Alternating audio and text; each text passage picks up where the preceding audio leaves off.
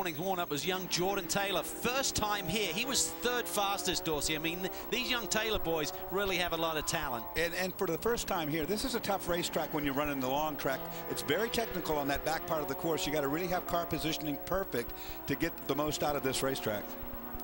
And this team is really good little team. Bio Racing, they've got Dominic and Nicholas Cape, who have so much experience with Cape Motorsports and Anderson Racing in some of the lower single-seater categories. John Batos behind the wheel too there in terms of orchestrating the whole team that's coming together. They're really learning a lot about endurance racing, about sports car racing, but they have a lot of talent behind the pit wall. Behind these guys, it is the 58. The Rolex 24 winning car of Darren Law, David Donahue, and Buddy Rice has come into the mix. Chris is standing by at the Brumos pit. Well, guys, when it's Watkins, Glen, you're going to think about Brumos, and you're going to think about Hurley Haywood. Hurley, when you look back to last year, the team really figured out the Riley chassis at Laguna Seca, was great all the way through Daytona this year. Then we get to New Jersey, and everything seems to kind of get lost, but you've done a lot of work since New Jersey, or since Laguna Seca this year. What have you guys figured out with the cars? Well, we've been chasing it pretty hard. We went to the shaker on Monday to try to figure out what was going on. It taught us a lot of good stuff, but we still haven't gotten there. So we are still chasing it. We're trying our best to get a handle on it, but it's very elusive. This weekend, 40 years since your first professional win. A lot of people have been saying that to you all weekend. Are you sick of hearing it? A little bit, I'll tell you. But it seems like it was yesterday, really. Well, Hurley's going to get back behind the wheel today, and hopefully these guys have made some improvements. Talking to Darren Law earlier today, he said the problem at New Jersey, Laguna Seca, is the car was very tight. They've really gone the opposite way now, and the car was loose, and they've been kind of just taking little bits and pieces out. But even after qualifying and practice this morning, they're still making changes to that car, and hopefully during the race, they'll continue to make changes and trying to make the balance better and better on the 58 and the 59. And when Hurley talked about bringing the car to a shaker, what he meant right by that is he took it to a shaker rig where you strap the chassis down and it actually puts it through the motions, if you will, puts all the suspension through its motions, and it measures deflection. It measures bending of things that aren't supposed to be bending, and you can learn quite a bit about that. But while this was all going on just a few moments ago, we lost one of our cars. The 09 here is pulling it behind the wall. Brian, do you have more on that? Yeah, Dorsey, what they're reporting is a broken half shaft, so Guy Cosmo took it straight back to the trailer. They'll try to repair it, probably get it back on track.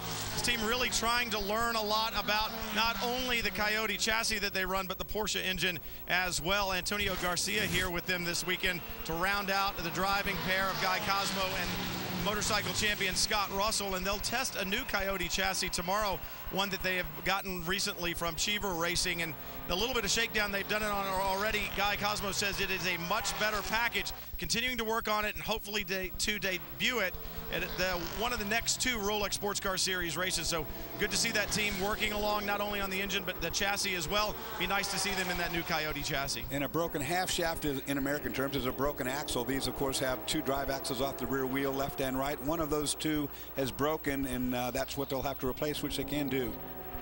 Good, clean, calm start. Obviously hiccups for Spirit of Daytona, but for the front runners, Pruitt, Valiente, Gurney, this man here, Angelelli, Oz Negri, it's all been fairly paced, evenly paced stuff. Good, clean stuff. Bouchard, Taylor, Law, Ryan Diala's in the 10, and Timo Bernard, after stopping early, has worked his way into that 10th position. You ride here with the Brazilian, Oswaldo Negri. This camera position, incidentally, that we're looking from here is mounted center on the roof, right above the windshield. And there's some good humor in this team because Oz's teammate, Mark Patterson, every time he comes to the Glen, there's an historic eatery in downtown Watkins Glen called Mr. Chicken. And anyway, Mark Patterson insists on eating there every night he comes here to the Glen. Oz refuses to eat there. So one of the crew guys made our onboard camera look like a chicken. You can see it. You can't quite see it as well there, but they were having a bit of fun at Oz's expense.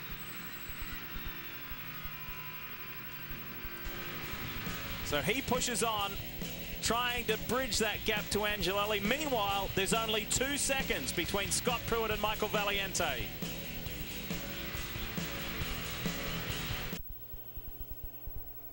If you're a sports car racing fan, this is a massive period of 7-8 days.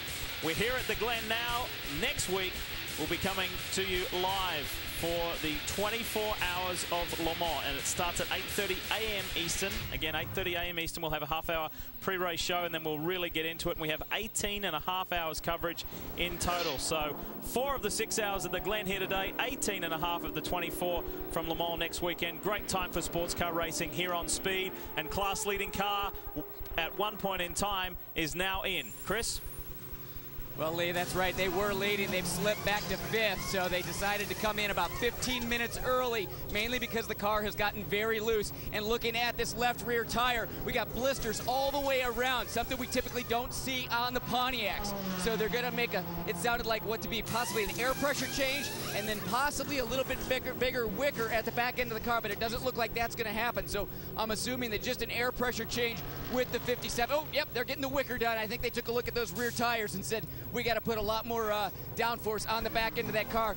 Robin Liddell was really complaining through the inner loop that the car was just incredibly loose. And like I said, looking at those rears, he had his hands full. Of course, a blistered rear tire is due to overheating of the rear tire. And what is it? It is a row of blisters, just like you would get of a sunburn. And it goes all the way around the tire, and it gets bigger than the outside circumference of the tire. And you're right, there you see it. Then they pop, and when they pop, you can see along that whole line, or it just went away. But anyway, here's the 01, leaders in.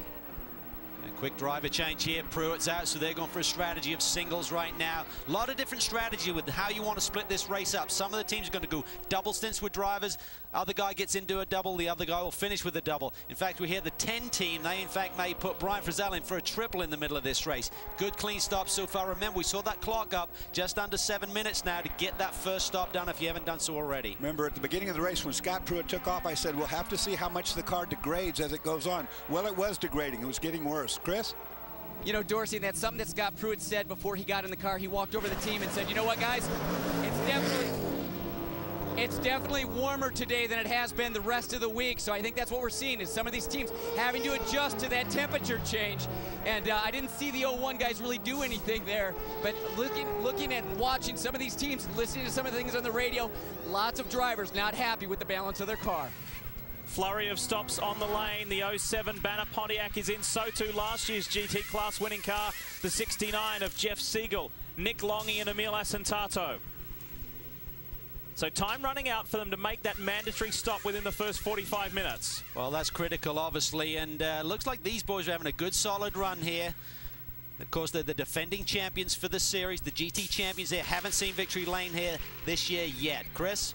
Cal, looking at the tires coming off the 07 car, essentially the same car as the 57. The tires looked good on it, so I think that goes back to the amount of practice time that the 57 guys had over the course of the weekend because of their mechanical problems. Probably only about 25% of the time that everybody else did. So that team off on their setup where the 07 looks strong. Looks like the 99, the 10 will be coming in soon. 99 is in now. Brian, what do you have at your end? 22 of Allegra Motorsports is in. Ryan DL out. Carlos de Quesada, the owner of this team, taking over. They have run well in GT, experimenting with Daytona prototypes, Chris. 99 also in. Alex Gurney taking tires and fuel.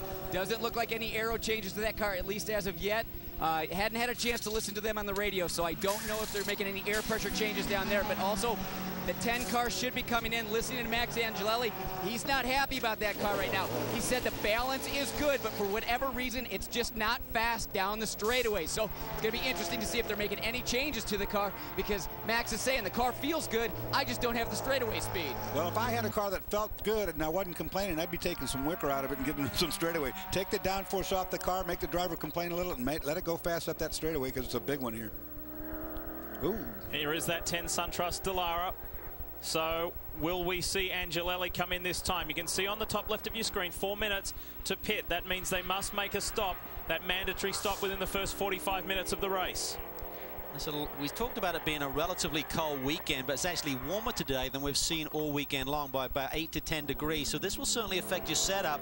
And again, it's a very compact weekend. It doesn't allow the teams to do any long runs, Dorsey, and really getting a good read on those tires. And it's tough for these guys to make a call because remember, we're going into darkness tonight. You know, it might be hot right now, but we're going to have a setup that gets all the way from the beginning to the end with minimal adjustments because you can't change springs in these cars during these pit stops. I mean, you can only make minute adjustments to shocks, springs, and stuff are out of the question. 6 is in and the 10 is in as well. Here is Valiente to the shank pit. So all these stops at lap 22, we're on lap 23, so we can look at that in the future, Calvin, and anticipate that they'll do about the same, I would think. Here we see Michael jumps out. John Puel gets some time behind the wheel. We understand that the 10 car is in. Chris? Yeah, Angelelli staying behind the wheel of the SunTrust machine. They're going to go with 4 new tires on this car. No adjustments as of yet. No wicker change at the back. So at least the 10 boys, they're going to stick with that aero package that they have. Angelelli, a stall, and Exene pit lane. Well, the 6 car narrowly beats him out there. Looked like one of the crew members on the SunTrust team either tripped or something, but I saw someone bailing over the pit wall there. Slight stall by Angelelli. That's a change of strategy. This morning they said Max was going to do a single, Brian was going to do a triple, which is really long. You can't do any more than 3 hours in this race, otherwise that's a penalty. And then Max was going to finish it off, so he obviously feels good right now. Change up in the strategy there. And a triple is pushing 3 hours, as I saw Porsche just coming out of the escape area up in turn 1, so someone has a spin there. Yes, that was the Grant Porsche for Synergy, and appeared to be getting back on track and okay again. There is the 3rd Farnbacher Lowell's car. The 88 on pit road. Look at, it's a hive of activity. The 87 is in as well. Dirk Werner out. We'll come back and update you with this round of stops.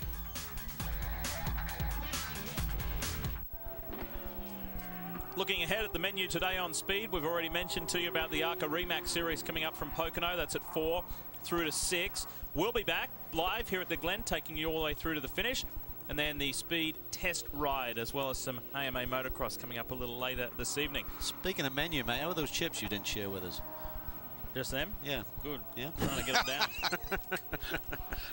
It's not fun when the producer says back in 6 seconds and you've got a mouthful. We are back at the Glen, and it's been a good, clean, green start. However, things have gone somewhat sideways for the 99 Gainsco team, the championship leading team. That car just made another pit stop, and Alex Gurney driving had brought it in because he thought he had a flat in the front. He didn't know which one that he had.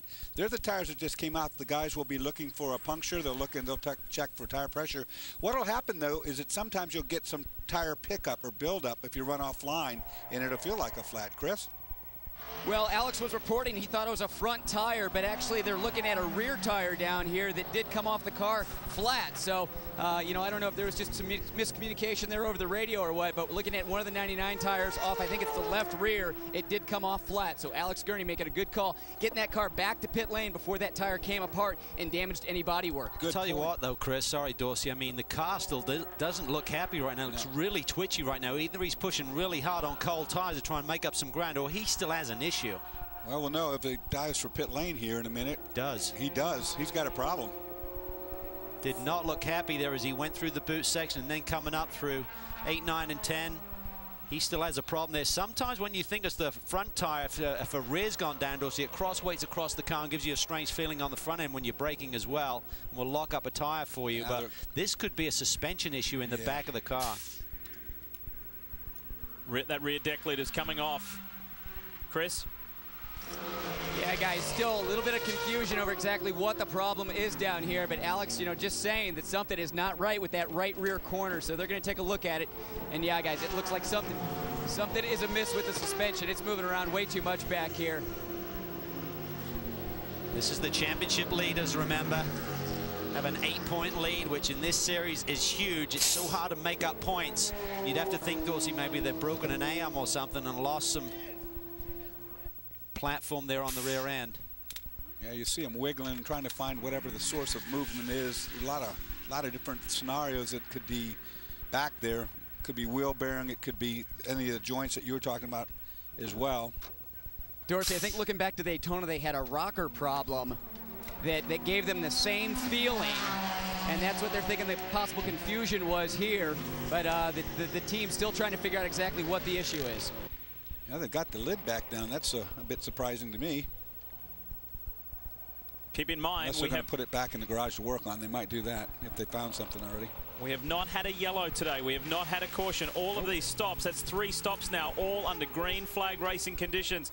Enormously costly for the Gainsco team. Calvin will have to watch this car. You were very right on picking up the back of the car was moving all over the place under the braking for every one of those corners. Well, let's go down there. Let's find out what the team principal has to say with Chris Neville.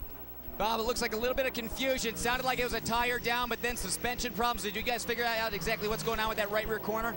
Well, we definitely had a right rear tire that was cut, but Alex thinks he feels something in the front end of the car. We're really not sure what's going on yet. We'll have to wait and see what happens. Wait till these tires come up to temperature and see if it feels better. Well, the team really took a good look at that right rear corner. They couldn't find anything wrong, so they just had to guess that it was the right rear tire going down, and they sent Alex back out and said, hey, you got to give us some more feedback. And so hopefully Alex can stay out on the racetrack and not have to come back to pit lane. All right, where are we in the big scheme of things? Here we are with the Verizon Penske Porsche leading. Some 20 laps ago, Timo Bernard pitted. He was one of the first to pit, and he is now atop the standings in this race. The German leads Max Angelelli, then Ricardo Zonta, Christoph Bouchou, and John Pugh. That's the top 5 right now. Ricardo Zonta, remember, took that very early pit stop on lap 2. They had a strange occurrence, though. See, the car was quick right off the truck, and we expected the Lola to be fast here with the downforce needed around this racetrack. But then suddenly, right before qualifying, they lost about 2 seconds in pace, mystified. They're really scratching their heads. Everyone was sitting around the car after the morning warm-up. It didn't feel right. Car went really, really loose on them, and Nick Johnson said, this is going to be a long day unless we figure something out. There we go. The Penske wins here at the Glen. The variety of categories and the success. It runs deep. And to take you back to a storyline at the top of the show, Penske is still looking for its maiden Grand Am Rolex Sports Car Series win. Timo Bernard and Romain Dumas want it desperately, and they will push as hard as they can. See the orange and blue car in the background? Good to have the RVO Motorsports team back in Grand Am Daytona prototype competition. Roger Schramm, team owner, and Paul Dallenbach teaming up for the 6 hour. And they were very lucky as they brought 2 cars here and hoping to compete with 2 that they had to, because that incident we talked about with R.J. Valentine earlier on also took out their primary car. The 20 car was destroyed pretty much, or at least beyond being repaired for this race, so they go to this car. Here we see the 6 and the 01 cars going at it again, but different drivers right now. Memo Rojas behind the wheel of the 01 as he goes down the inside of John Pugh, down into the braking zone for turn 1. I don't think John will contest that. Once it's that far alongside, you might as well give up and not blow turn 1. Just tuck back in behind and maybe get a run up into the inner loop. Been a very solid weekend for the 01 Telmex Ganassi machine, obliterating the existing lap record Scott Pruitt did yesterday. What's the man got to say about today so far? Well, right now he's just taking a breather after that great first stint. Scott, a lot of teams are talking about making adjustments right now. You noticed that it was a lot warmer today than previous days before you got in the car. How was the 01 car? It was good. We're getting a bit free. We actually softened the front springs, thinking that we were going to pick up some more push in the car, but she's a bit free. So that, and we kind of made a little mistake on the pit stop. We didn't get as much fuel in the car as we had wanted to. So there's 2 things we're fighting, but the Telmex car's running good. I know my family at home, and Ben was doing a good job. So now we're fighting back. We made some tire pressure adjustments, so I think we can get it back underneath us. But overall, the car's running real well. Now later in the day when it starts cooling off, are you going to continue to have to adjust? Yeah, we're hopeful. We're hopeful that the track's actually going to come back to us, because the temperature is going to change a lot between 3 o'clock and, let's say, 7 to 8 tonight for our last stint. So we're just kind of making some small adjustments, knowing what we have to do at the end. No yellows so far. You guys, what do you think about the pace? That's great. You know, when the car's good, it's so much fun to drive. It just seems like, oh, I got to pit already? Are you kidding me? I want to keep going. So it's really superb, and the car's nice to drive. Scott Pruitt's happy. You know, looking at the fan walk earlier today, Scott was just inundated with photographs before he actually get behind the wheel. I was down here watching, and it was just fan after fan wanting to take a picture with him. And I was like, man, he's got to get behind the wheel here soon. And the team said, you know what? He loves it. He loves the attention. He's having a great time. He'll stay out as long as he can. It's a bit of a competition, isn't it? Whose autograph line is longer, Patrick Dempsey's or Scott Pruitt's? Both enormously popular at the racetrack, and there's a very good reason why. Hey, you heard Scott talk about things being a little slick and slippery out there. Carlos De Quesada has just experienced that in the 22 Allegra Motorsports BMW powered Daytona prototype. Check this out. This is turn 10, the left-hander high speed, a little bit too much speed for Carlos. Ooh. As he goes around the barrier, which didn't hurt the car, but he did impact the radiator full of grass. I'm surprised he picked up enough grip there to get the car through that corner, and the 99 is in again. What are they saying, Chris? Well, Alex Gurney obviously reporting that something is not right with the car. The interesting thing, now they're working up on the right front corner. So, you know, I think there were probably a couple things going wrong here in combination. That right rear did go down, but it was also probably something on the front end that was giving him a bad feeling. But since it was the right rear that was down when the team took it off the car, I think they were focused on that corner when the problem was really up on the right front. Wow, you do get confused in terms of where the problem is on the race car, Dorsey, but I think that's like where they hold the shim package there to change the camber on the front. It must have come loose. Well, you know what, I was thinking about that right there. You saw him tightening the bolt down. I'm wondering if maybe the bolt fell out or the bolt came loose and the nut fell out and punctured the rear tire since it's on the same side of the car. You know, that's just in theory, but I mean, certainly they were tightening something down. Well, people give upstate New York a hard time about how much it snows up here and how cold it is. What about this glorious day? And the sports car fans thoroughly enjoying it. We welcome you back live here from Watkins Glen International in upstate New York. We'll be with you until 4 p.m. Eastern this afternoon, and then we'll rejoin from 6 through till 8. Hope you can be with us then. More live Grand Am here on Speed. A split coverage today, but it's all live from the Glen. Look at this. Just beautiful. The Finger Lakes District of upstate New York, and our second reminder for you about the Chip Foose, the special Pirelli Edition Ford Flex giveaway. Again, a reminder, look for that special code word. You've already seen it once today. It's quite obvious. It's on a big yellow banner. And once you see that code word, all you have to do is go to grandam.com/Foose, enter the prize word to have a chance of winning. And hey, we say hi to Eric, our cameraman there, doing a great job, and we thank all of the Speed crew bringing us these pictures. And the Matt Connolly Pontiac is in trouble. What's he doing in my deer stand? Yeah, there's big issues there on the right rear corner, and this is not good for this team. They've had two big incidents over the last couple of race weekends. New Jersey, Mazda Raceway, Laguna Seca, and now bigger problems there on the right corner, Dorsey. He's trying to get going, but you can see that the wheel in the back there is not connected properly any longer, and if he moves forward, he's going to bring out a full course yellow because he's going to get right out there in the racetrack. Look at the wheel, Calvin. It's bent right here. Yeah. He's made contact with a barrier or something. We are going to get a full course caution out of this. Well, as we go full course for the very first time, this will bring things together. 9 full course cautions in total last year, but this has been a nice clean start so far. But here we go. So this will shake things up a little bit. And remember, for Timo Bernard and for Ricardo Zonta, who pitted a long time ago, you'd have to think that maybe Zonta would need fuel. I mean, stayed green till now, so he's got 45, 50 minutes. And that's pretty close. These Daytona prototypes will run just over an hour or so, so he's probably only got about 10, 15 minutes of fuel left in the tank. let's take you back and show you what we do have for the Matt Connolly Pontiac. Well, we know he's made contact. Look on top, there's a big spin going on. That's in turn 5. Backs into the guardrail. That hits that right rear corner. Spins back across the racetrack out of the way. But damage done to the right rear would be severe enough not to go any further. Damage done, day done, you would more than likely say at this point. So, under our first full course yellow, we need to remind you about our Sunoco Driver Challenge, with the end view and the focal point being on next year's Rolex 24 at Daytona. And this is pretty simple. The winning driver of this competition, which involves 4 categories from the UK, British GT, British F3, a couple of others, including the Radical UK Cup. Whoever amasses the most points throughout season 2009 will get to drive in a Daytona prototype in next year's Rolex 24 at Daytona. Derek Johnston is the current points leader. So we wish him the best. We wish the other drivers the best. But whoever has the most points will be going to Daytona next year. That's created a lot of interest in your home country, Cal. It really has, because the Daytona 24-hour race is one of those races. You'd love to win it, of course, Dorsey, but just being there as part of the program, and for these drivers, certainly a great opportunity. They'll be competing hard all season long to try and come out on top, and as just one of those guys, the guy at the top of the charts at the end of the season, will get that seat at next year's race.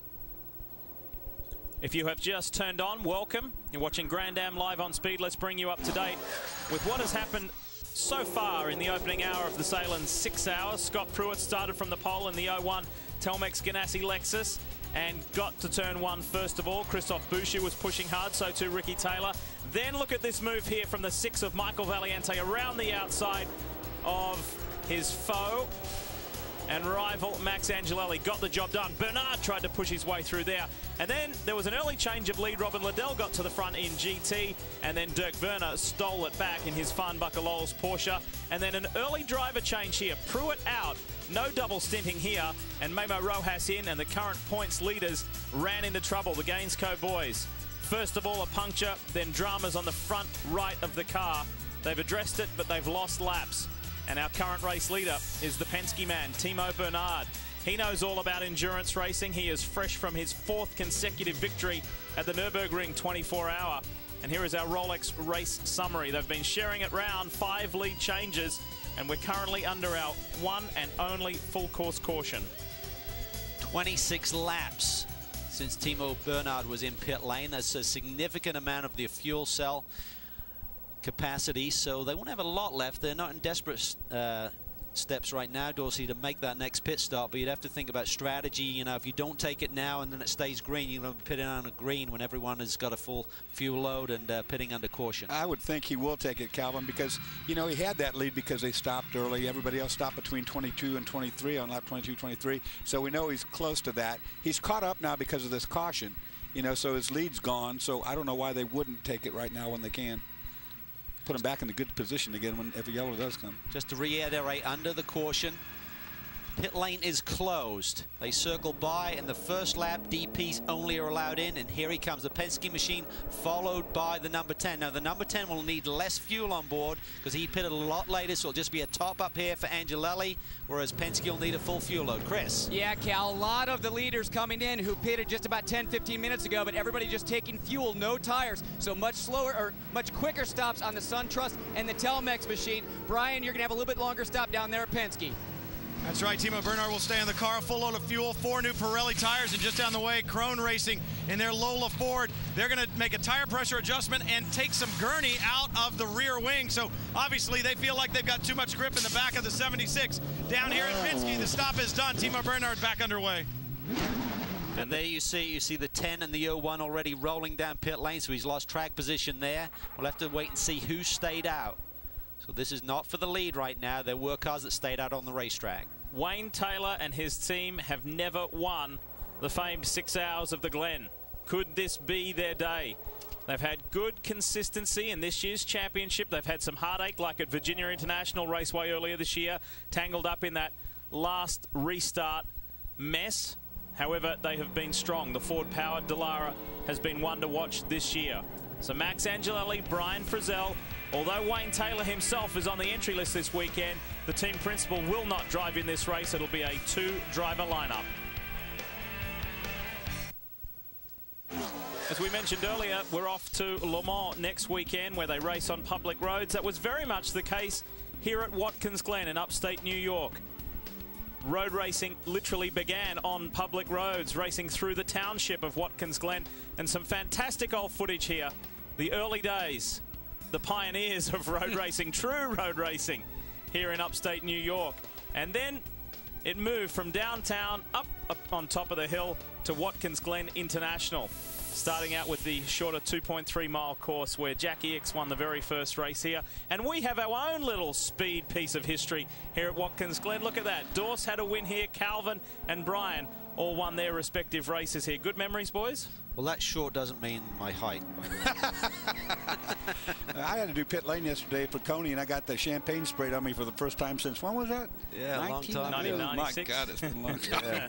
That's 87, I think, for me, so a long time ago. Funny story, I actually came together with my teammate with 2 corners to go, half-wrecked the car, but crawled across the line and got the win narrowly, so it was a little bit of politics involved after the, one of the race, drivers, talking to your teammate you wrecked. One of the drivers found out that you can't race on the city streets around here anymore this weekend. We won't go into that. Hey, boys, Brian, chime in. You know, the biggest problem is none of us know how to drive through the inner loop because it wasn't here when we raced. That's how long ago it was. I did it. I designed it. It's my fault. Chris, what do you have? Well, I got a very happy Michael Valiente because his car's running second right now. Michael, you guys have been fast out of the box all year long. In fact, when you look at the practice charts, typically I think about 75% of the time you're up in P1. What has made that car so good this year? The team's really worked hard even before the start of the season, but right when I came and tested the first time, I worked really well with them, and it's been quick right away. So it's been great. We've been able to go to each track and continue that run. We still have a long race in front of us. John Pugh up in second place right now. Is there any coaching you're giving him over the radio as we get ready to go back to green?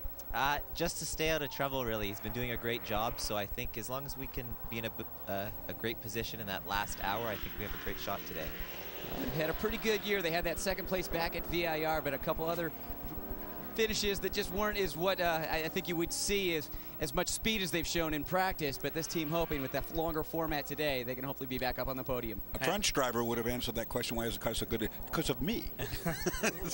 And he composed Michael Valiente today. He executed a very stylish move on Max Angelelli to get the job done there, but so far so good. And think about John Pugh. You've got to remember, John isn't a professional driver.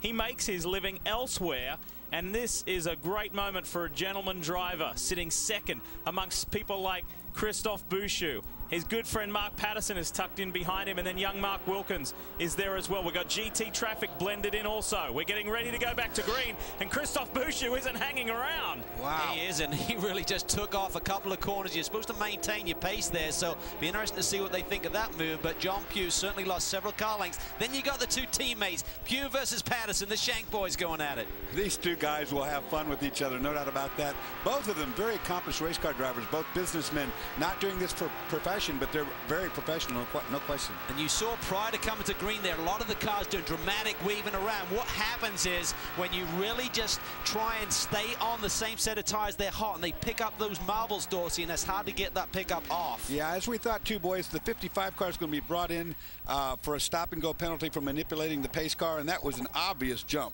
Yeah, he went very early, didn't he? Yes, he did. He was gone. See ya, I'm out of here, and he will pay the price for that. See that?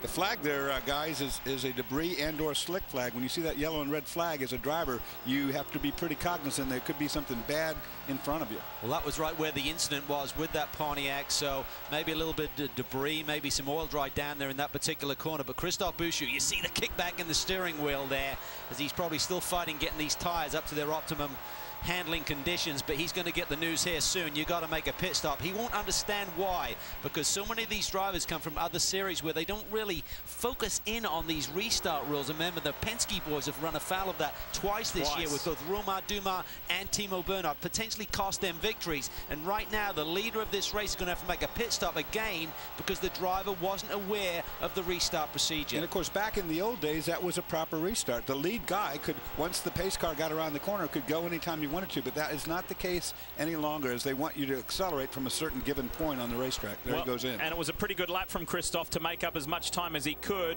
to counteract this drive-through penalty. So a little bit of damage limitation. He had the best possible opportunity. That puts the Mike Shank Racing Fords 1 and 2, and this team is yet to stand on the podium in the history of the 6 hours of the Glen here at Watkins Glen. Could it be their day? Now for Christophe, now he's going to go through that pit lane, come back, re-enter. The hardest thing to do is to get your heartbeat back in check, to get your mind back from the fury you're feeling right now. You're really angry right now, and that's detrimental to the overall effort. Well, you don't want to compound the error. The first thing is you got to slow down entering pit lane. There's a pit lane speed limit of 45 miles an hour. When you've been hitting nearly 180 down this back straightaway, you think you've slowed down, but boy, oh boy, it feels like you're stopping to bring it all the way down to 45 miles an hour. And typically when you're hot under the color, that's when some of these other mistakes can happen. I'm fine when to talk about all that. First laps led this year for John Pugh. This is a magical moment, isn't it? As we take you back and show you exactly what Calvin and Dorsey are dissecting and talking about. It's about at the jump start, at the restart, I should say. And look, he's gone. Well, first of all, he's supposed to be behind the pace car. He's really look where the pace car is. He's way down pit lane. So he gapped the pace car, and then he created that big cushion where he could take off 2 corners from the restart. And over in Europe and other series, that's perfectly acceptable. You cannot do that here. And I'm sure that the 2 cones designating the pit wall down there is the acceleration cones. They've got 2 yellow cones or green cones there. That's probably been told in the driver's meeting. Okay, when you get to those, that's where you do your acceleration from. So we'll check the damage as far as this man here, Christophe Bouchou, is concerned when we come back. And he crosses the line. We'll tell you just how much ground he lost. Looking good for Farnbacher Lols, though, in GT, isn't it?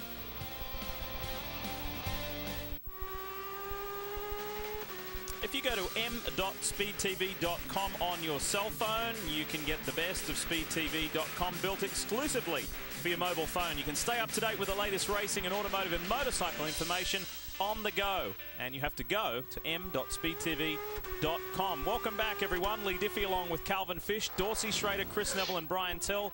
Great to have you with us live, and it's great to be back at the Glen, the first of 2 annual trips here to upstate New York. And look at this fight in GT. This is the 57 and 70 going hard at it. It's not for the top 3 positions. It's a little further back, and it is the 57 of Robin Liddell and Nick Ham in the 70. And Nick Ham just executed the pass. It wasn't that way about 10 seconds before we came back up in the air. Oh, that was close. We were riding on board. As you see right now, that's Nick Ham looking out the back. Robin Liddell behind him. Someone's dropped the wheel off. The dust is flying there, and Robin's growing impatient here in that Pontiac. He is. Well, it's been trying to work on the handling there, make some adjustments. As soon as he gets comfortable, he'll certainly start to put the pressure on. Remember the blistered tire on that car early on, though, so unless they got some sort of a chassis adjustment made, that's not going to go away on its own. Dorsey, that's exactly what they did during that last caution. As I talked to Mike Johnson, and before the car came in, he said, you know what, the handling is really so far off, we can't do it with air pressure. So they got underneath that back end of the car and actually changed the ride height, lowering the back end of that car, trying to get it to grip the road a little bit better. So it was a bit longer of a stop for the team, but since we were under caution, they didn't lose a lap. Well, it'd be interesting to see if that change does what it's supposed to do when they come back in next time, Chris. That blistered tire, it's hotter now even than it was before when we made that last pit stop, so we'll know.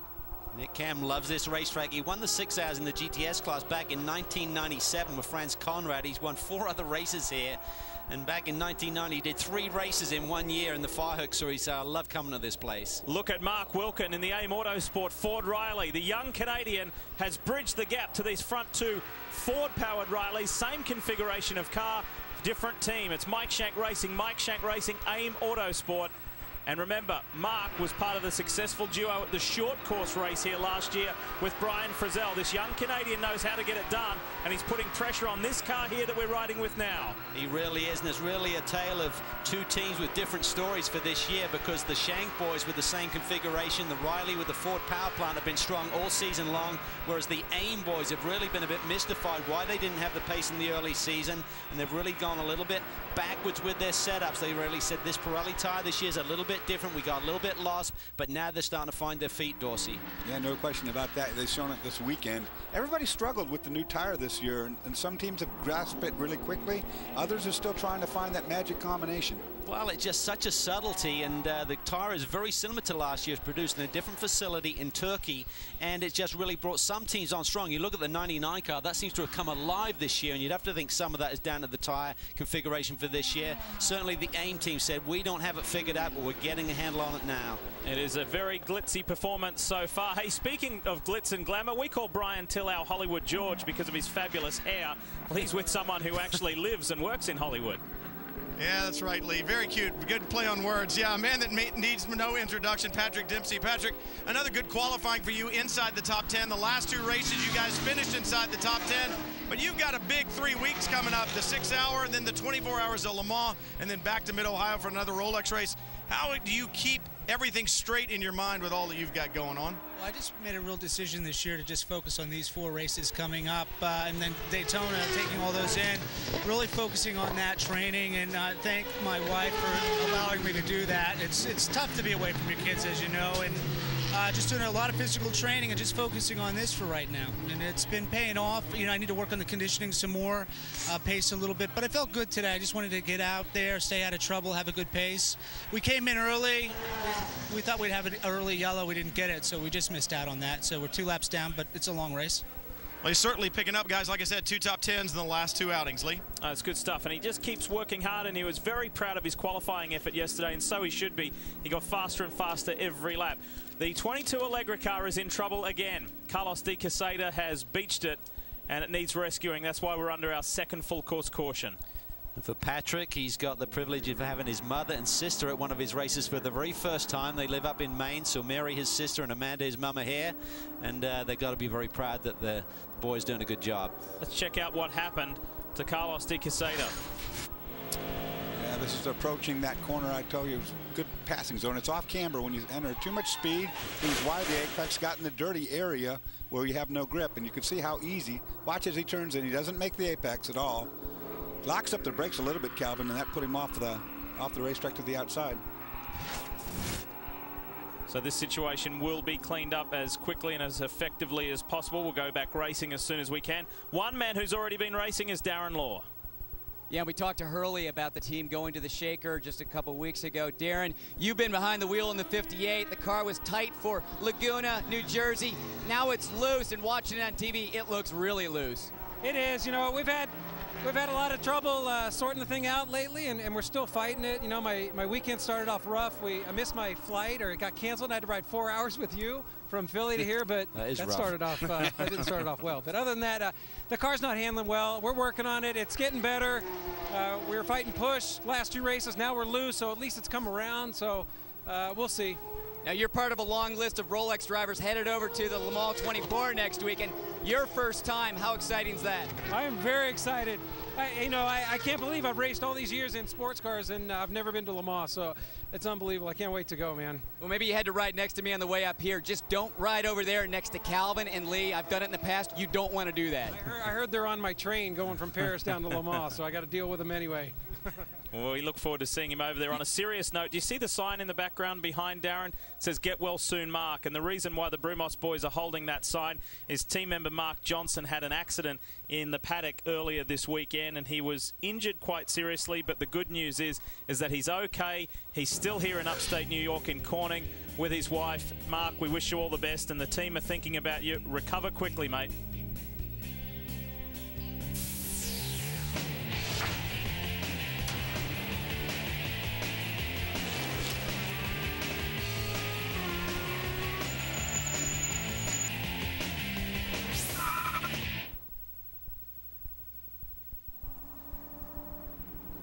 Back at the Glen, still under caution. We will be going racing soon, and as we mentioned, big week for sports car racing. The Glen today and Le Mans next week. Look at how many Grand Am drivers are heading over to France to compete. Antonio Garcia, who was meant to drive the Spirit of Daytona car today, they have retired from this event. He will be over there as well. Of course, he's the defending GT1 winner. Timo Bernard and Romain Dumas are there over there in LMP1. Of course, they're fresh from winning the Nürburgring 24-hour.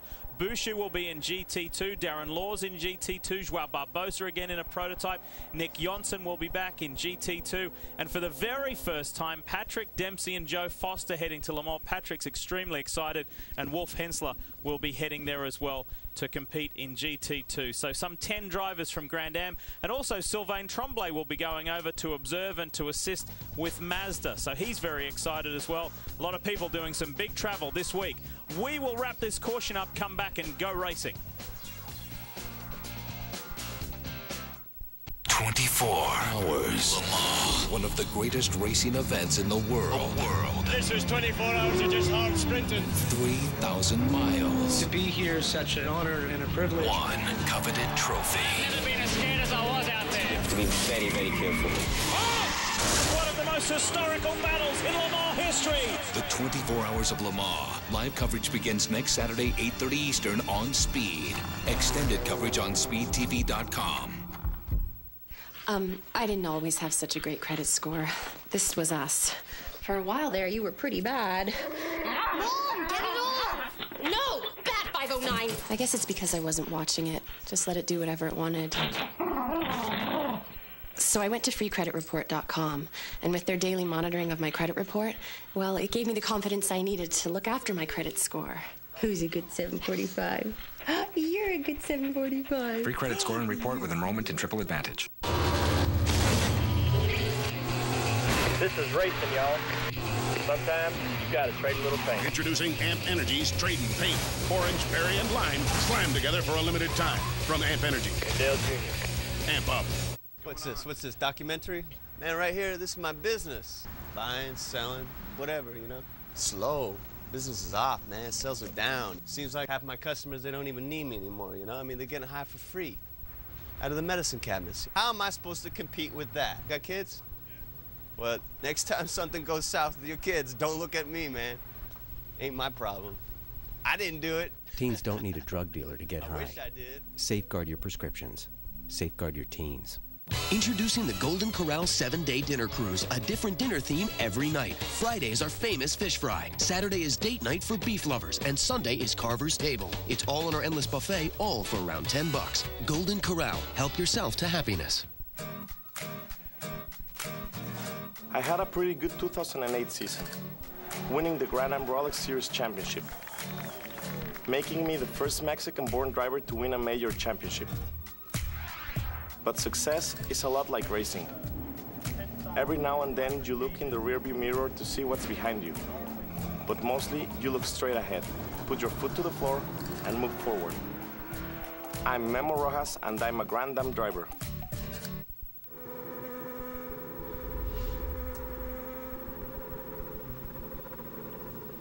Reminding you about Wrecked Thursday at 10 here on Speed, and new back-to-back episodes beginning at 10 Eastern, exclusively on Speed. Life in the Crash Lane reminds us of that time we had dinner at Lime Rock. Remember that, Cal? When Dorsey thought that he needed to be towed, but he thought he had a wreck, but he just fell asleep in the pine trees. I'd love to give more details, but we can't go there. Woke up in the pine trees. I didn't sleep. Well, there you go. You can see the lights are out on the all-new Pontiac G8 pace car, so that means we are going back racing. We welcome you back to Watkins Glen, and this is going to be good. There's been a flurry of pit stops. Of course, as the boys mentioned, we cycle through DP first and then GT second, so all those stops are done. First 5 cars out there did not stop on this last caution, so that's why they need to really scrub these tires again. When you stay out on track and the tires are hot, it's going to pick up that rubber easier. First car in terms of track position that made that last pit stop was Memo Rojas, back in 6th position, but really mired in the pack right now. He's got to clear a lot of traffic to get to this front-running team. Watch David Donahue in the 58. That car is not handling well, as we documented before, so he'll have a handful here on colder tires. This is what you're supposed to do on a restart. Right, exactly. There's the safety car. There's the pace car. Green flag flies, and Donahue's got a clean track ahead. Angelelli will be looking to get by and get away because he knows he's got Timo Bernard right on him. Dives to the inside. It's a popular spot here at the Glen, and gotcha. Max the Axe, that's why we call him that. Straight down on the inside and takes the lead. Look at Bernard and Zonta, though. They're going to try and take advantage of those two guys being caught up down in turn 1, get good momentum here up through the S's, but it's really tough to go side by side through this section.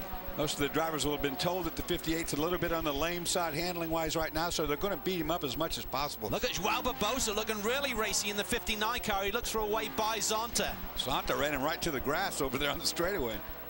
Krone Aviation Ford-powered Lola is in the mix. Timo Bernard, last time the German was here back in 2005. His co-driver, Romain Dumas, never been here, never raced here. It'll be a big stint coming up for the Frenchman. It's going to be a big weekend for those boys, too. Even though they're really Porsche contracted drivers, they've been loaned over to the Audi squad. They're going to be in the powerhouse team at Le Mans next weekend. Talking about SunTrust, remember that little nugget of information earlier on? They're in search of their first Watkins Glen 6-hour victory. Let's go to their camp. Wayne, listening to you guys earlier, Max complaining a little bit about top end. The car seems to be working well, but you guys figuring anything out why you just aren't so quick down the straightaways? We're not really sure. Max says that when he's going to clean lap, the car's really, really fast. But behind traffic, we have a problem, and it's very difficult to pass. So we're going to have to try and do what we've been doing and try and get positions, you know, in the pit lane. But now he's got a good run, and you can see he can pull away a little bit. So not really sure why, but we're definitely down on top speed. Since 2006, we've really seen the Riley chassis just dominate this series. Now the Dallara starting to come into its own. Are you guys kind of ready to take that away from Riley? Well, we'd like to. Obviously, we've spent a lot of time and a lot of energy with Dallara. You know, we won one race.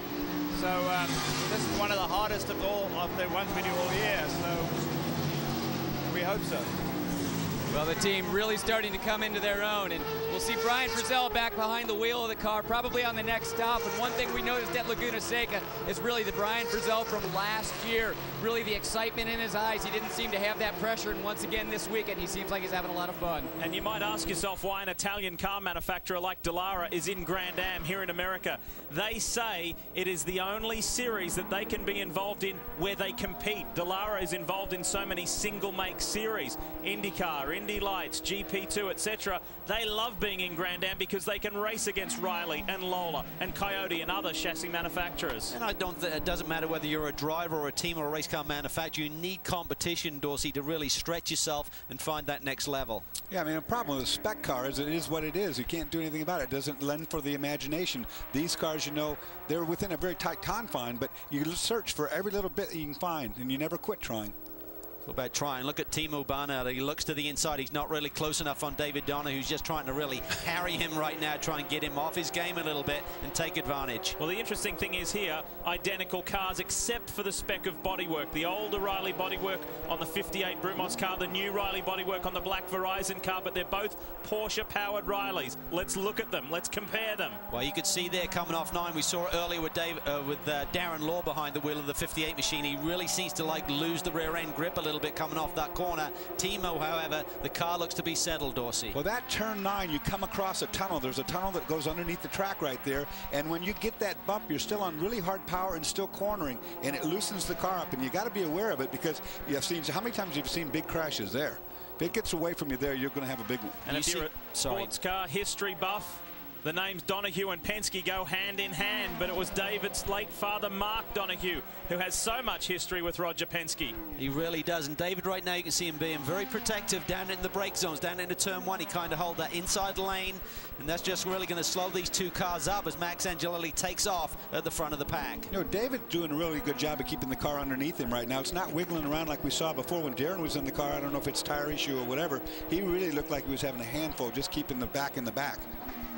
Been out there for 23 laps this stint. David Donohue has only performed one stop, and that was to execute the driver change fuel and tires on that 58. We'll be back.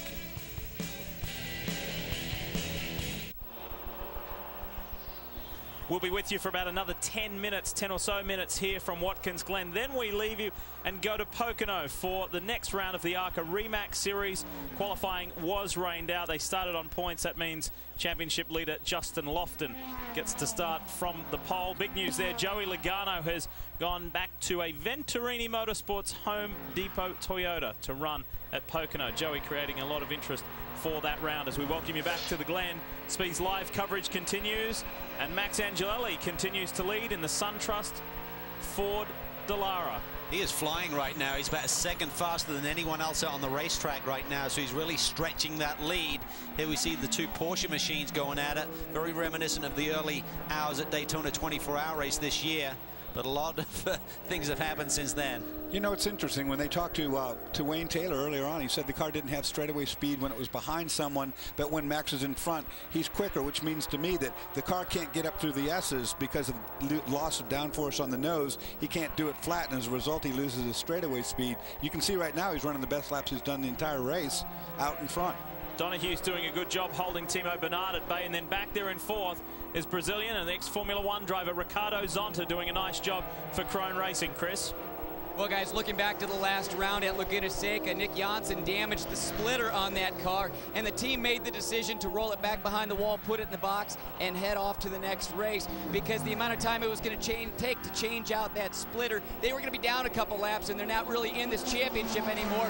So why put the wear and tear on the race car? But I think one thing they learned is they have to adjust. They have to make sure that they can get a splitter on that car much quicker in the future, because looking at the Ganassi guys back at Daytona this year, Juan Pablo Montoya damaged a splitter, and that team was able to get that splitter replaced and do it without losing a lap under green flag competition. Of course, the splitter is a little bit of nose that sticks out below the car. It's on the very bottom of the car, and it's a little wicker, if you will. It provides huge amount of downforce to the nose. If you knock it off, it's this part right across the bottom. If you knock that completely off, or if you get it askew, well, you have no chance of running competitively whatsoever. Yeah, it really creates tremendous downforce.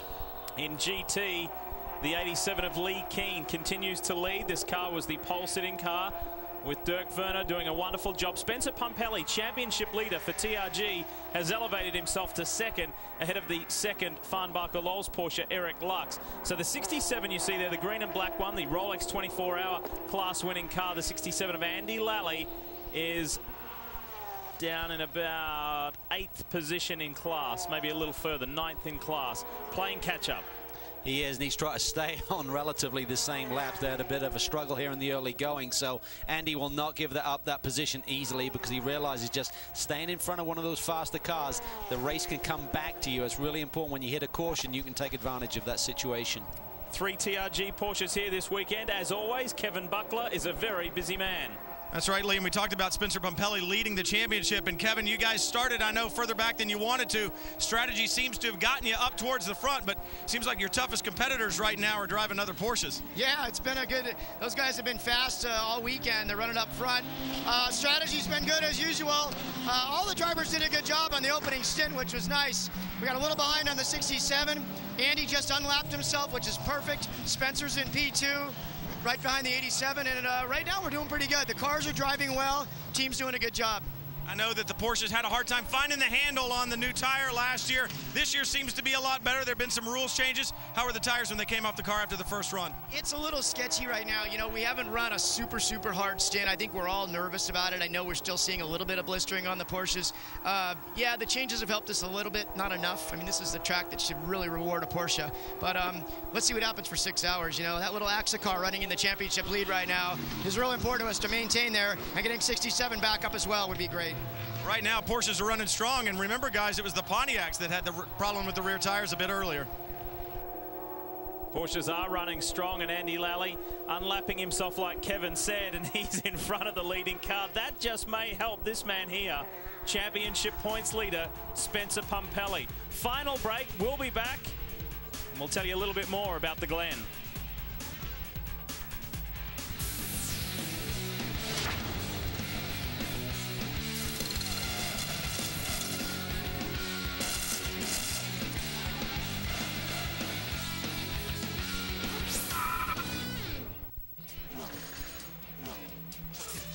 Speed's coverage of the Rolex Sports Car Series is presented on Speed by Rolex, a crown for every achievement.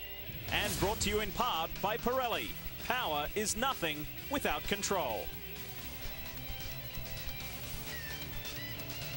7 different leaders, 8 lead changes, and we have had a total of 2 full course cautions for 6 laps. That's the story thus far. Max Angelelli leads Daytona Prototypes. Here he is. The Italian going from strength to strength. He's won the short course race here later in the year. We always have a race in August. We share that weekend with the NASCAR Sprint Cup. However, Max and Wayne Taylor Racing have never won the big one, the 6 hours of the Glen. Can they do it today? Farnbacher Lowles continues to lead in GT. And this is the first time that this Dallara chassis has run on the long course. I mean, they ran on the short course last year, but for this race, they ran the Riley. Remember, they had that fire in their transport, had to run the Riley here last year. And the long course, you mentioned, Dorsey, really a totally different configuration. Oh, it is for sure. I mean, this long course, you have to have the straightaway trimmed to where you can run fast down that straight. But these corners, I mean, when you add 11 corners, or you have a total of 11 corners plus that inner loop, you better have a good handling car as well. There's a very talented young driver who has become a champion in Grand Am, but he is also yet to win here at the Glen in this 6-hour endurance race. Let's hear from Paul Edwards. Well, we know there's been some tire issues with the 57. Paul, how are the tires on the rear of the 07? Yeah, we're having problems. We blistered the left rear. I had to take it a little bit cautious on my first stint on the first 7 or 8 laps with full fuel. We learned that in qualifying. We softened the car up quite a bit in the rear to take it a little bit gentler on the tire. The car came to us. We did the fastest lap of the race so far, and we were able to run pretty consistent with the setup the guys ended up with the car today. Well, these guys still seem to be doing some adjusting. On that last stop, also the 57, lowering the rear of that car even more, so those guys having a hard time finding that sweet spot. Of course, you can do the most damage to the rear of the tire, or the rear tires. Ooh, it's a lockup right there. At the beginning of your stint, you've got a full fuel load. The fuel of these cars is at the back. It's at its heaviest point, so you're doing the most damage by running hard early. If you let their fuel burn off, the back end of the car will get lighter, then you can get a bit more aggressive. Yeah, you have to be patient sometimes, and look at this. You got the GTs and the DPs all mixed up here. This is really recipe for disaster. You've really got to be on your toes. You're transitioning bad across the racetrack. Suddenly one of those high downforce cars coming around the outside. Very easy to have an incident here. And that traffic paid a little favor for David Donahue. That just broadened the gap between he and the Penske car. Look at Joao Barbosa, the second Brumos Porsche, putting the pressure on Ricardo Zonta. He really wants that Watch top the four exit. spot. Here he comes. He gets a much better exit there. Can he get the track position down as they head up into the S's? Yes, he's got it. He's definitely got a good run. He'll go up the inside and take that position. And who's coming in the background? Defending series champion Memo Rojas is really making inroads on these top 5 cars. The 01 Ganassi car is coming. It's tough, but we have to say goodbye. We're off to Pocono for the ARCA Remax Series, and we will come back at 6 p.m. Eastern to bring you the final stages of the 6 hours of the Glen. It's been a good start, an interesting start, and we'll have the most important part for you when we come back from Pocono. Hope you've enjoyed the opening stanza. We'll bring the closing stanza a little later this evening. See you then. The loyal sports car fans, the stars and the cars. This is one of the classics. It's the 6 hours of the Glen, the Sahlen 6 hours of the Glen. And if you were to win this one, you join an illustrious list, a special club, because this is one of sports cars' classics. It is no easy feat. Things are hot, things are rough. This one is tough. And in the history of Daytona prototypes, there has never been the same driver combination win it more than once.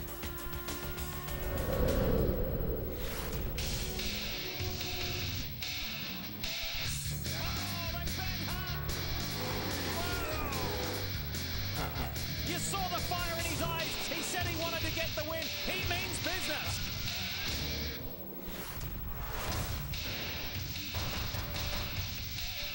It's what Grand Am is all about, a mix of endurance, speed, and sprint. And we have been in sprint race mode ever since the Rolex 24 at Daytona. We now switch back to endurance mode as we welcome you to round 5 of the Grand Am Rolex Sports Car Series.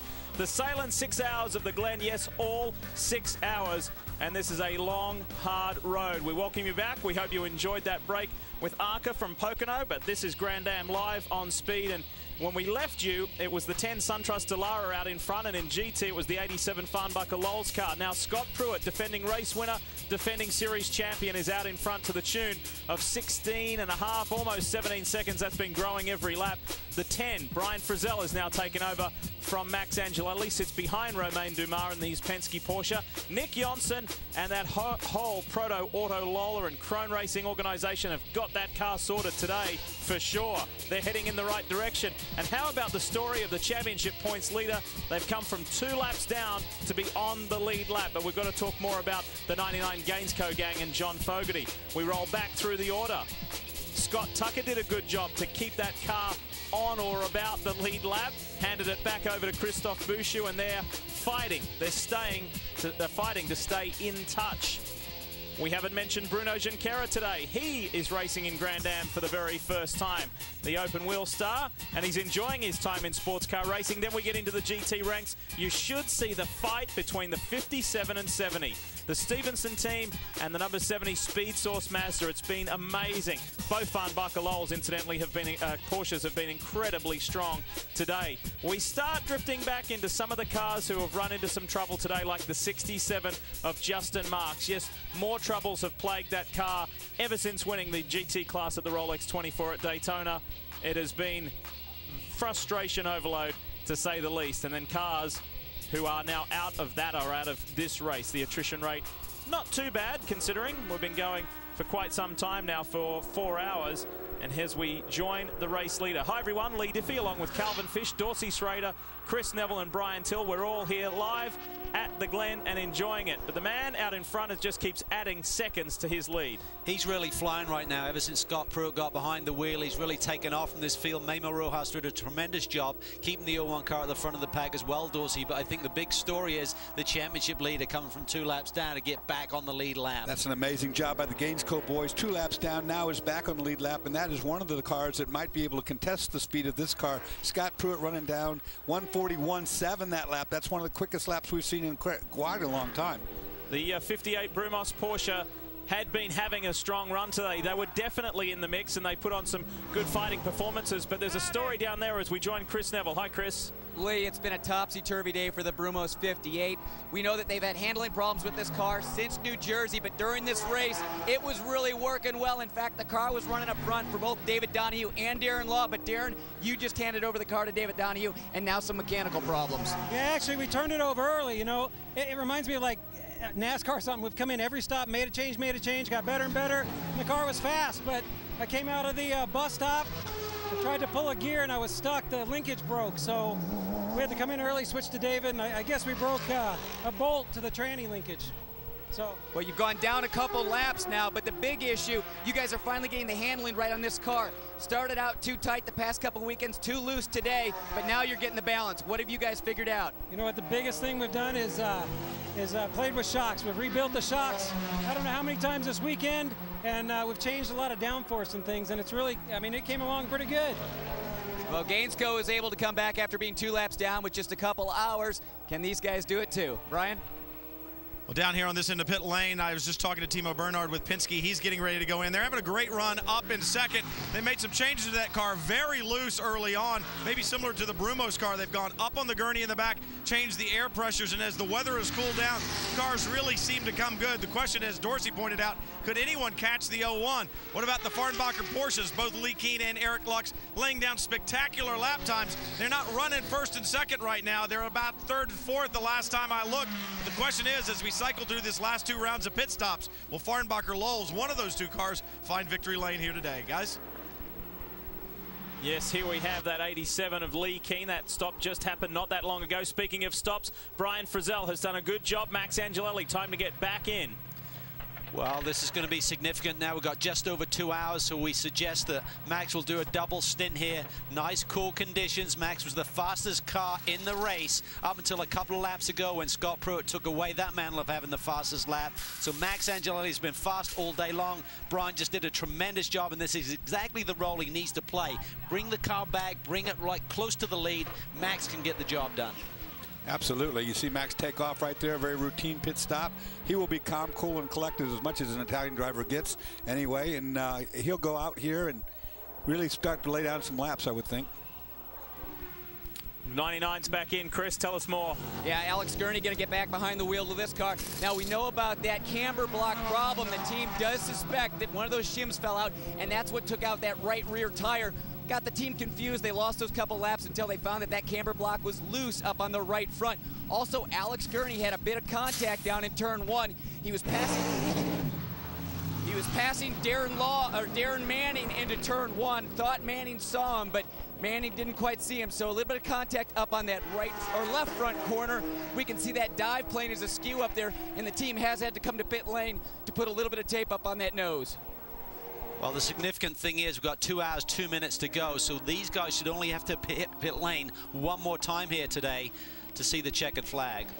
As far as stops and stats for this race, we have had 8 different leads, I should say. We've had 12 lead changes, 5 cautions. That's a significant part. While we were away for that 2-hour block, we left you, it was only 2 cautions. We've had 5 full course yellows for a total of 15 laps. Brian mentioned about things getting late in the day, now things cooling off. Let's update you with the weather at the moment, because we're racing later in the day than what this event traditionally has been run. So we're at 74 degrees here in upstate New York, and it'll drop several more degrees by the time we finish, and we certainly will finish before sunset occurs.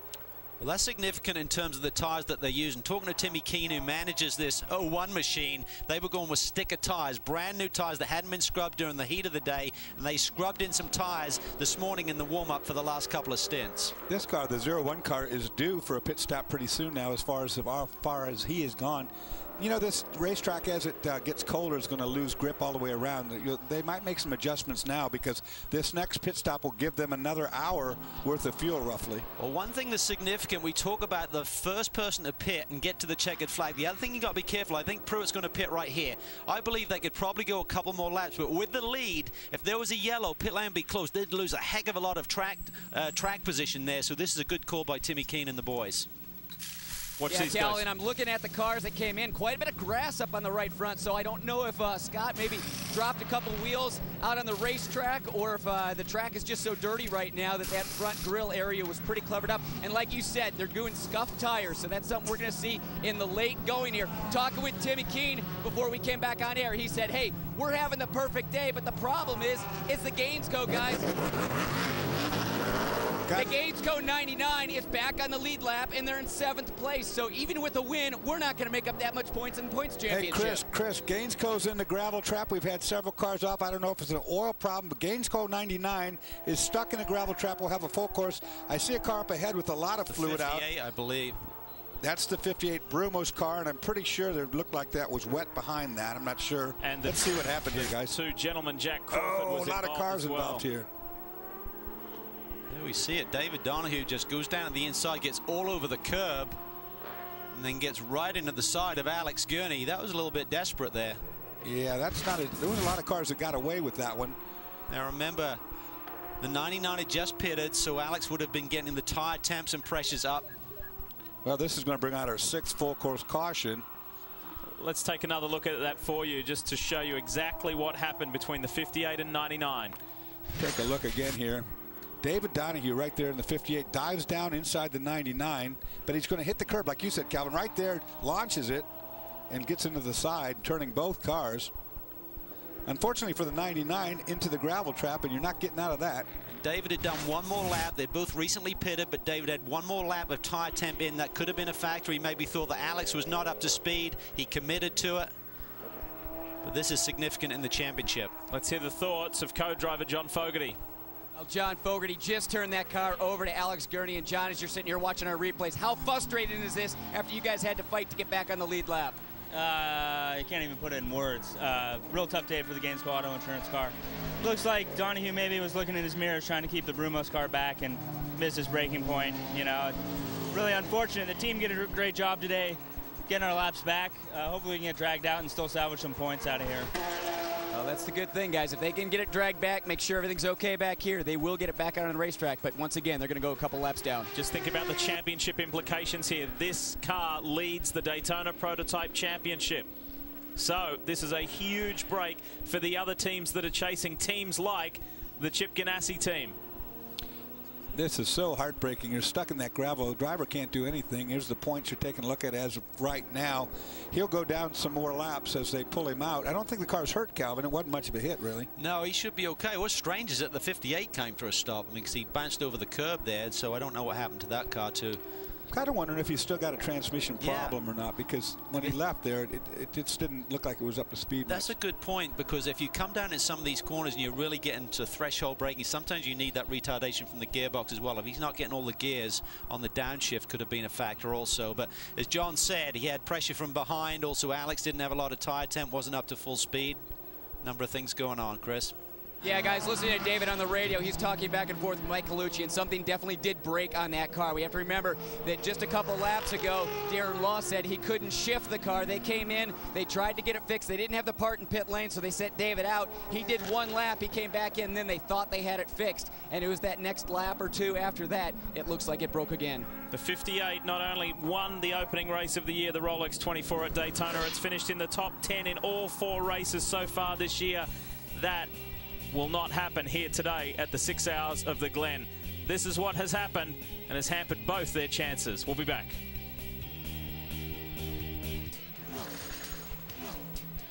Speed's coverage of the Rolex Sports Car Series is presented on Speed by Rolex, a crown for every achievement. And brought to you in part by Pirelli. Power is nothing without control. Back at the Glen, still under yellow. We're getting things sorted out here. There has been a flurry of activity on pit road. Some guys pleased, some guys not so pleased. It's all part of this amazing race. And as they get back up to speed and get back into order, we will update you on that revised order. But first of all, for those of you just turning on for the first time today, this is what has happened thus far in the Sahlen 6 hours of the Glen. Scott Pruitt started on pole, an amazing qualifying time, new record time, and he took that first turn, no worries. Good early fighting between the former teammates. Michael Valiente in the 6, Max Angelelli in the 10.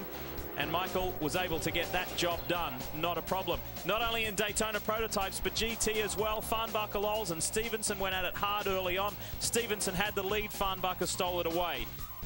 The Ganassi Lexus Riley. Scott Pruitt's early job was done, and his defending champion teammate Memo Rojas climbed aboard. The points leaders, it has been a troublesome day for sure for the Gainsco gang. And these boys have been fast all day long. The number 12 car, they're going to be a factor here. We keep talking about when will that first win come. Maybe it's today. Of course, it wasn't without a little bit of action as you see cars starting to get slippery as the race goes on. It got hot in the afternoon and everybody was set up on a cold setup. Good racing there, diving down the inside of David Donahue on one of the restarts. He took off at that stage of the race.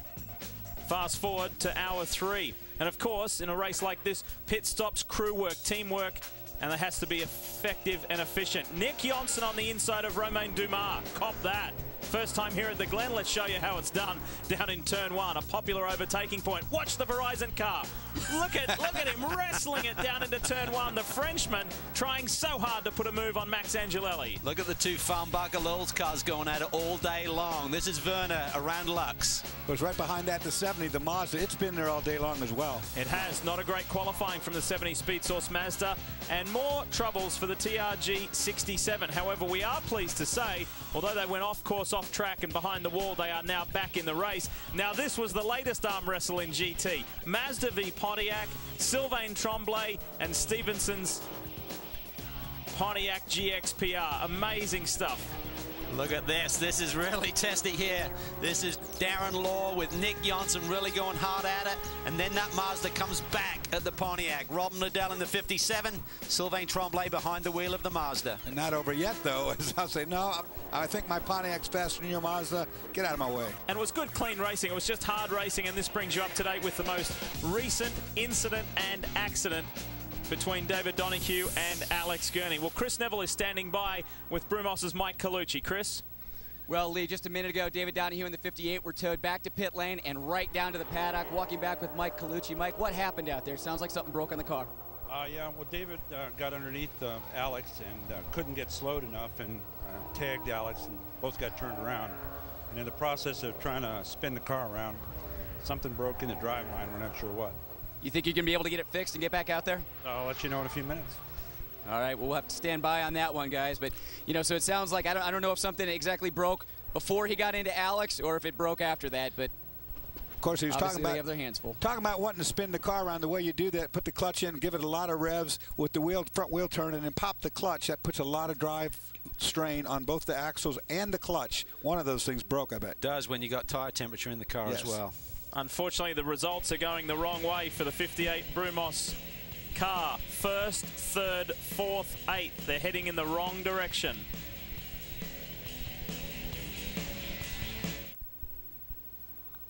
We welcome you back to upstate New York, and while we're under caution, this is a good time to tell you once again about the Chip Foose Pirelli Edition Ford Flex giveaway. This is a special Pirelli Edition Ford Flex, and it's designed by legend Chip Foose. And all you have to do to be in the running to win this car, continue watching and watch closely. Watch closely. Right now. Like now. There is a code word somewhere out there, and if you acknowledge that, write it down and go to grandam.com/Foose.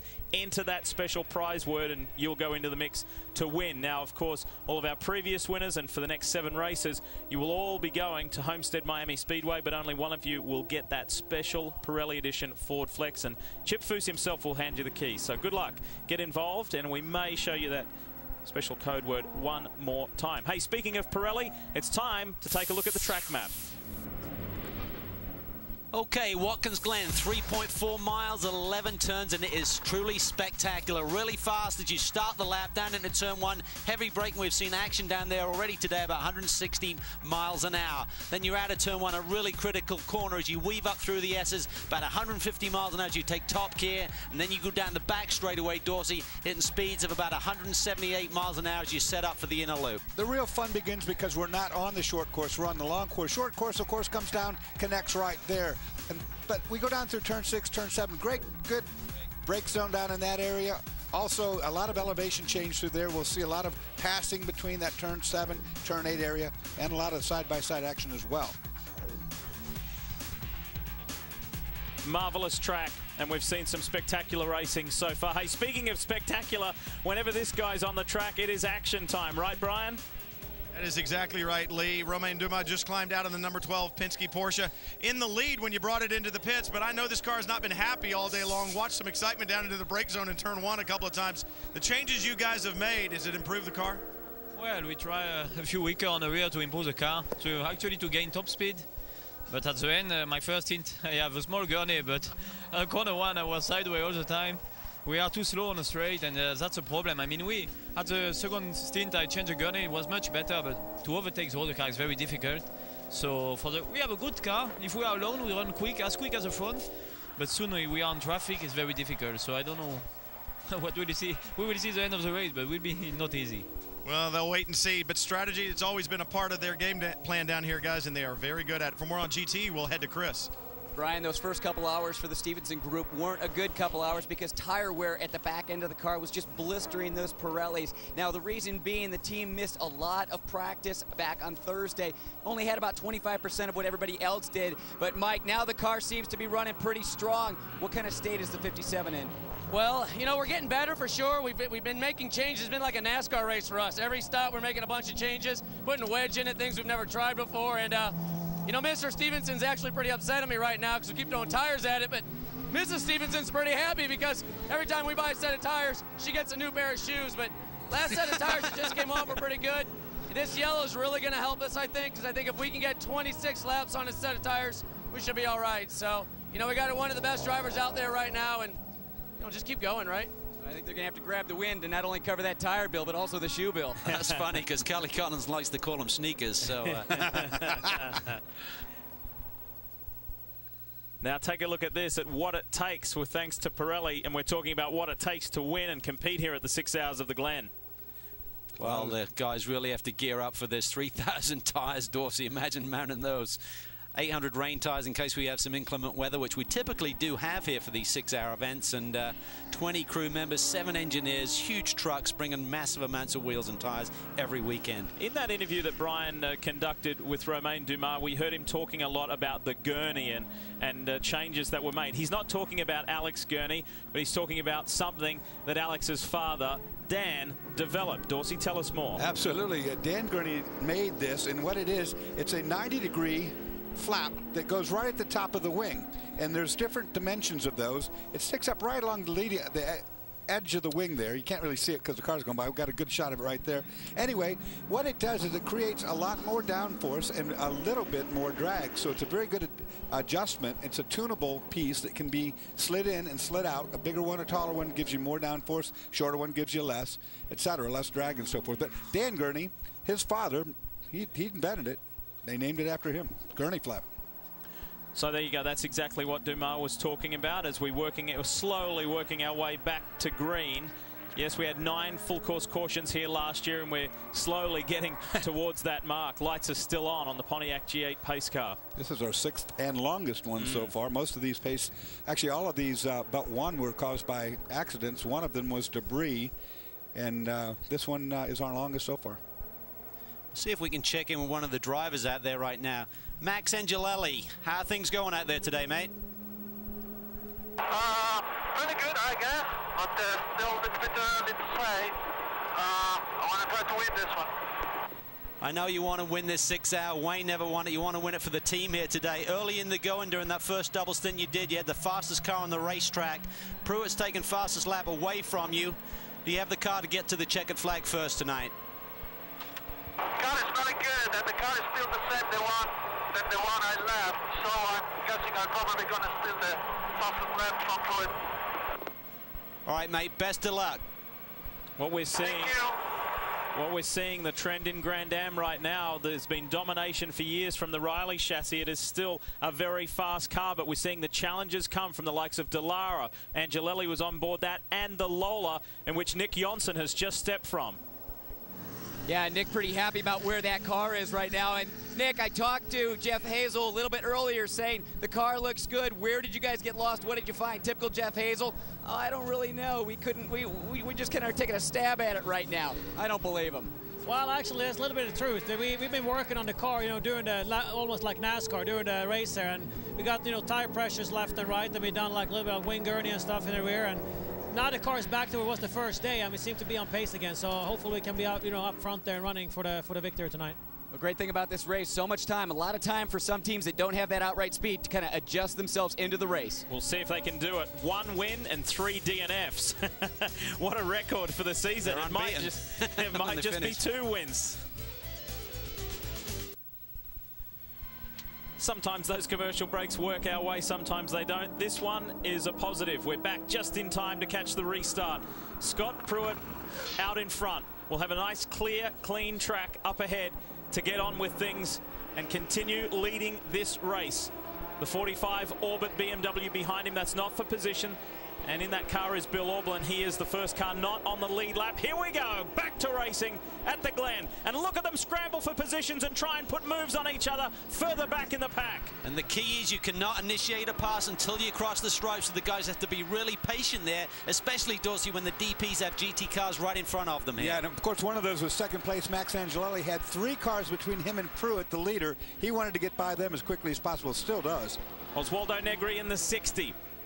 Putting a move on there, and in the 6, it's Michael Valiente after a very successful start to this race. Look at the 10 of Angelelli trying to get by the 13 Bayer racing car and does so successfully. But he knows that Timo Bernhard is coming hard and fast. Well, he got 2 of them. There's only 1 between him now and Pruitt. That's for first and second, and Bernhard's not that far back either. And look at young Jordan Taylor there doing a great job in the 13 car. He's going to feel some pressure here in a moment that he is going to be on from the Penske machine. Might feel some carbon fiber too. Well, it's a big learning experience for young Jordan, who's just graduated high school. He's off to the University of Central Florida to begin his mechanical engineering degree. We wish him well with that, and he's learning a lot right now. He is in the hot pot. He really is here. I mean, the Bayer car's been really fast today. Ricky Taylor started it, did a great double stint. Mike Forrest did a great job, and Jordan's been fast this weekend as well. So he's just got to stay out of the way of these leaders. You don't want to aggravate anyone, Dorsey, because payback can be awful. Yeah, and he's just learning. He's got a long way going. Payback couldn't be fun at all. So the order is Pruitt, and then Angelelli, then Timo Bernhard. Then we've got the Mike Shank cars. Gee, they've had a strong weekend here at Watkins Glen. Normally one does well, one might have some misfortune, but both the 6 and the 60 have been in the mix right from the start. Yeah, they're running 4th and 6th, and they've been on the top 5 or 6 all day long. They've never been separated by more than a car from one another. They roll off the truck fast every weekend, it seems, in 2009 season, and they've really worked hard with Ford. All of the resources that Ford have given them in terms of the shaker rig testing and everything, they've absolutely exhausted to make sure they have fast cars. And what it does, particularly when you have a gentleman driver in the cars, it really allows them to have a bit more seat time. Normally you're working on the setup, Dorsey, with Michael Valiente and Osvaldo Negri, but now with the cars being so quick, they can give Mark and John a bit more time, and that's really reflected in what we've seen today. Those guys are fast as well now. Mark Patterson and John Pugh, I mean, hats off to those guys. I'm telling you, they're up against the best road racers in the world, and they're holding their own. As gentlemen drivers, they're the 2 of the best that there are, period, anywhere. They are really quick now. An update on the 70. It is the most recent race winner in GT has been handed a penalty, speeding on pit lane on that last stop. Speeding on pit lane, and so too was the 30. However, different penalty, allegedly jumping the start for the 30 Racer's Edge Marquis Jet Mazda RX-8. Scott Pruitt put 2 seconds on his competitors on that first flying lap. Pruitt over Angelelli over Bernhard. It's Lexus over Ford power over Porsche power. We go to GT and talk about Porsche. Dirk Werner fending off Robin Liddell. I tell you what, though, Mike Johnson has performed some magic on the 57 car, because it was fast, but it was blistering those tires. Now has settled everything down. They continually make adjustments, and he is really quick again. Yeah, he lowered that rear ride height, which was really a time-consuming thing to do, but he knew that the other adjustments weren't going to be adequate to take care of the problem they had, and it worked. I mean, he knows what he's doing. Michael Johnson's impressed me more than just this weekend. He really has a good grasp on making these calls. Well, we enjoy watching these GT cars. Let's hear from the defending race winner. Well, Memo Rojas, big smile on your face. You've got to be happy because the car's been fast all day. Looking at the field, do you see any threats out there? Well, obviously it's a long race, so anything can happen at this point.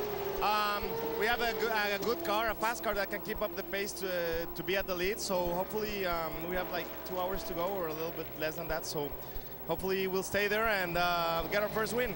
We've talked about you and your physical training this year. You did a 3-hour stint in the middle of this race. How did all that help in comparison to last year? Well, honestly, I'm not sure if I would have been able to do that 3-hour stint at that level like I did now.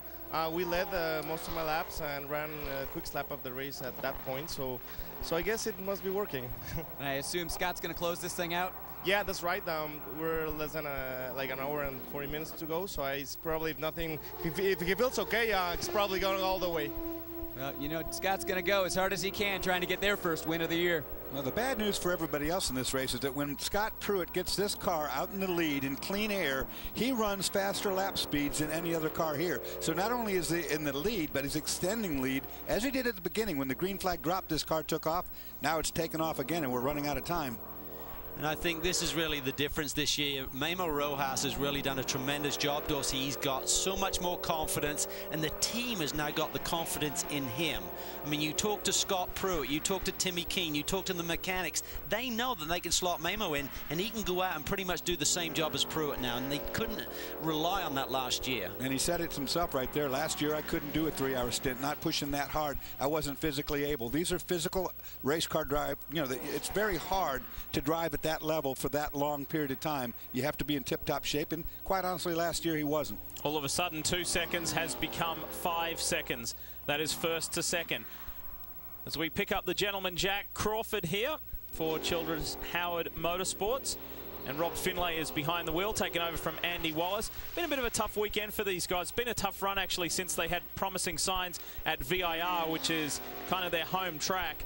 And they said that, you know, there's been better times. They're working, they're trying everything they possibly can to extract some more speed from this car. Spoke to Randy Wallace yesterday, and he said the biggest problem we're having, we just cannot generate enough tire temperature with this car. It's like 40 to 50 degrees down, Dorsey.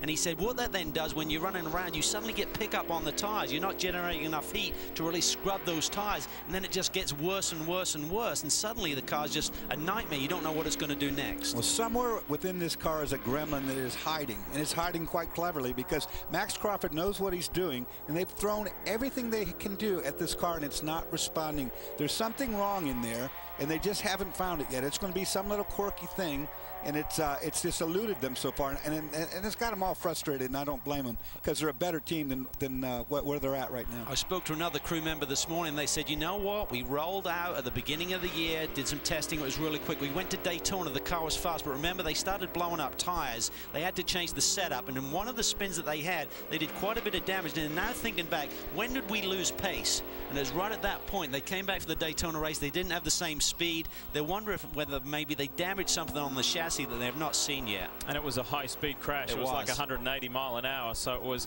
wasn't exactly a light one. Taking it easy, kicking back and watching and enjoying.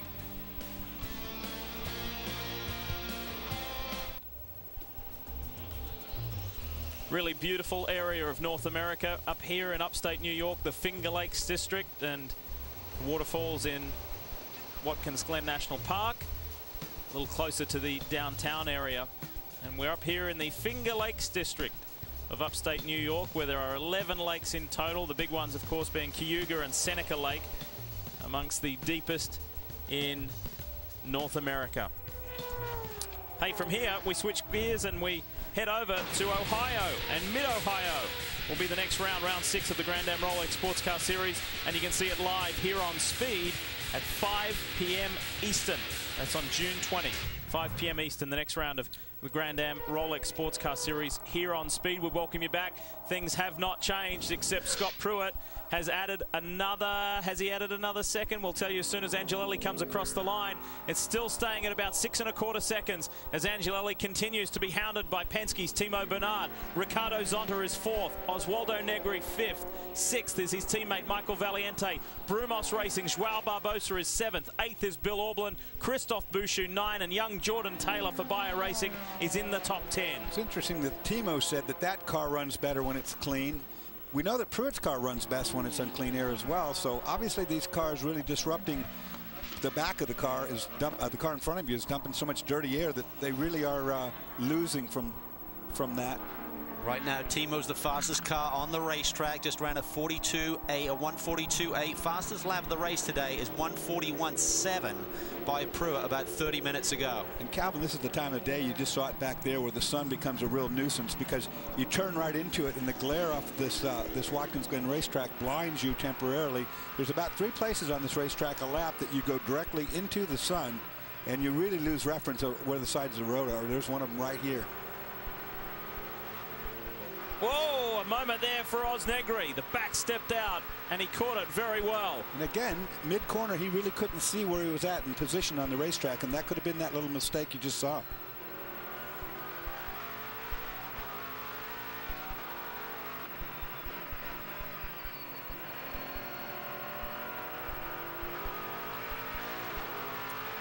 It's a lap car in front of Oz. He's going to be chasing down Ricardo Zonta in the bright green chrome machine. Will be next on his list.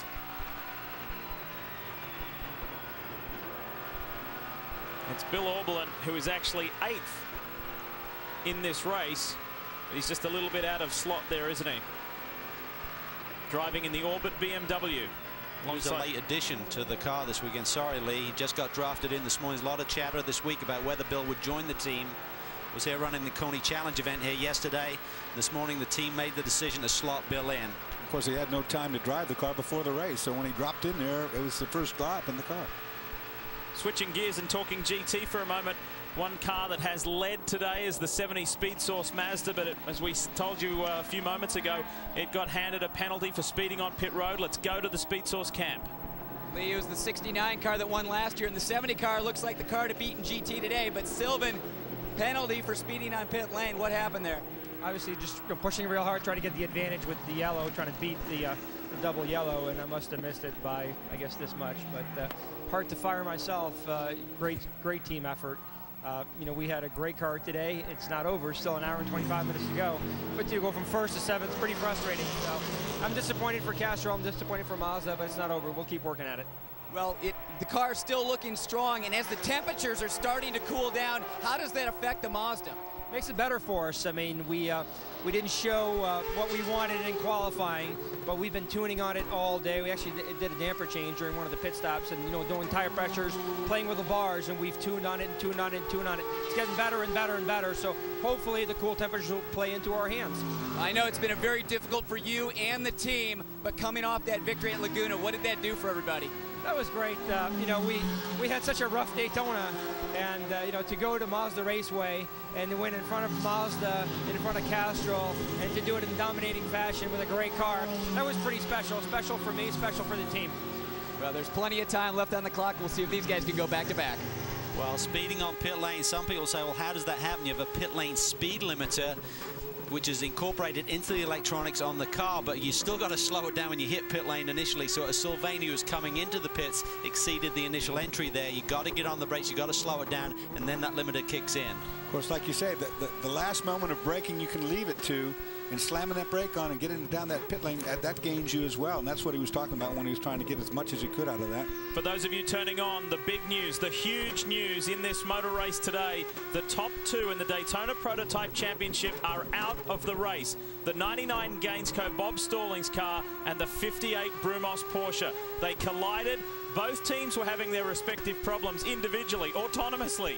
However, on track they came together, and they are both out of this race for different reasons. However, that has a big effect on this championship, and it puts cars like this one, the 01, cars like this one, the 10, really in contention and suddenly back in the championship chase. Oh, it changes the complete complexion of this championship season. I mean, everyone after that last win for the 99 car said, how do we catch up? It's so difficult. There's such a small margin between the positions, Dorsey, and they said the 99 are one of the most consistent teams out there. How do we catch them back up? Well, you need them to have a bad day like they're having today. The only way to catch them back up, honestly, is for them to DNF, not finish a race and get points. And that's what's going to happen today to the top 2. And it's going to make this whole top group right on top of one another and make it interesting for the remainder of this season. Well, traffic has played a factor, certainly, but Angelelli just laid down a lap in the mid-42s to Pruitt's mid-43, so he just sliced a second off that lead. Is now down to under 3 seconds. Let's give some credit to a GT car out there at the moment. Actually, behind Angelelli is the 88 Porsche there, the white one. It's a third Farnbacher Lowe's Porsche, and it has road racing legend Jack Baldwin, Dave Lacey, and former NFL player Steve Johnson behind the wheel. I did ask the boys, I said, hey, just give us a stat for the TV broadcast. Give us your cumulative weight for the 3 drivers. And they said, no way, because these guys are 3 big men and 3 fit men, but they are large specimens, that's for sure. I talked to Jack, earlier about his expectations for this car. This car is not as up to speed. It's an older car. He said, you know what? He goes, we would be so elated to be in the top 5, just to finish first. Then the top 5 would be really, really great. If we can just keep clean and going. But like you said, they have a weight disadvantage because these are 3. You wouldn't want to get into a well, I want them on my side if we're getting kind of an altercation. Big boys here. Well, they're in the top 10 in class, which is a good run. We haven't seen Steve Johnson and Dave Lacey for a while, and Jack just drives every now and then. He does the 24 typically each year, so it's good. It's a good run for these guys, and Farnbacher Lowe's are great. Pleased to have them back on board. Yes, watching eagerly, so are we, and this one is far from done. Still more than an hour left to run here in the 6 hours of the Glen.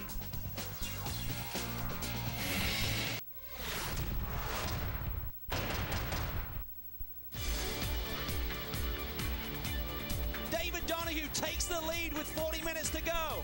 Yes, he will emulate his father. 40 years, the anniversary, and the Donahue family name is back in victory lane. Now for the Gainsco boys. On the day they celebrate their 40th race together in Daytona Prototypes, John Fogarty, Alex Gurney are back in the winner's circle. Finally, everybody associated with Proto Auto and Chrome Racing can say they have gone to victory lane. Zonta and Johnson do it in the rain at New Jersey Motorsports Park.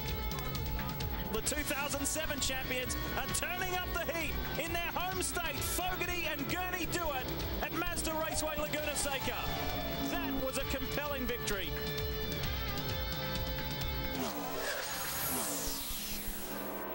And how dramatically things can turn around in just the space of one race meeting. Let's continue talking about the Gainsco squad. Let's go to their camp.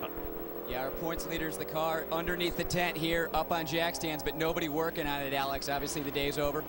Yeah, it's over. I mean, just wasn't our day today. I mean, we had so many things go wrong. Had something fall off the front end in the beginning, and we cut a rear tire. Later on, I got into Manning.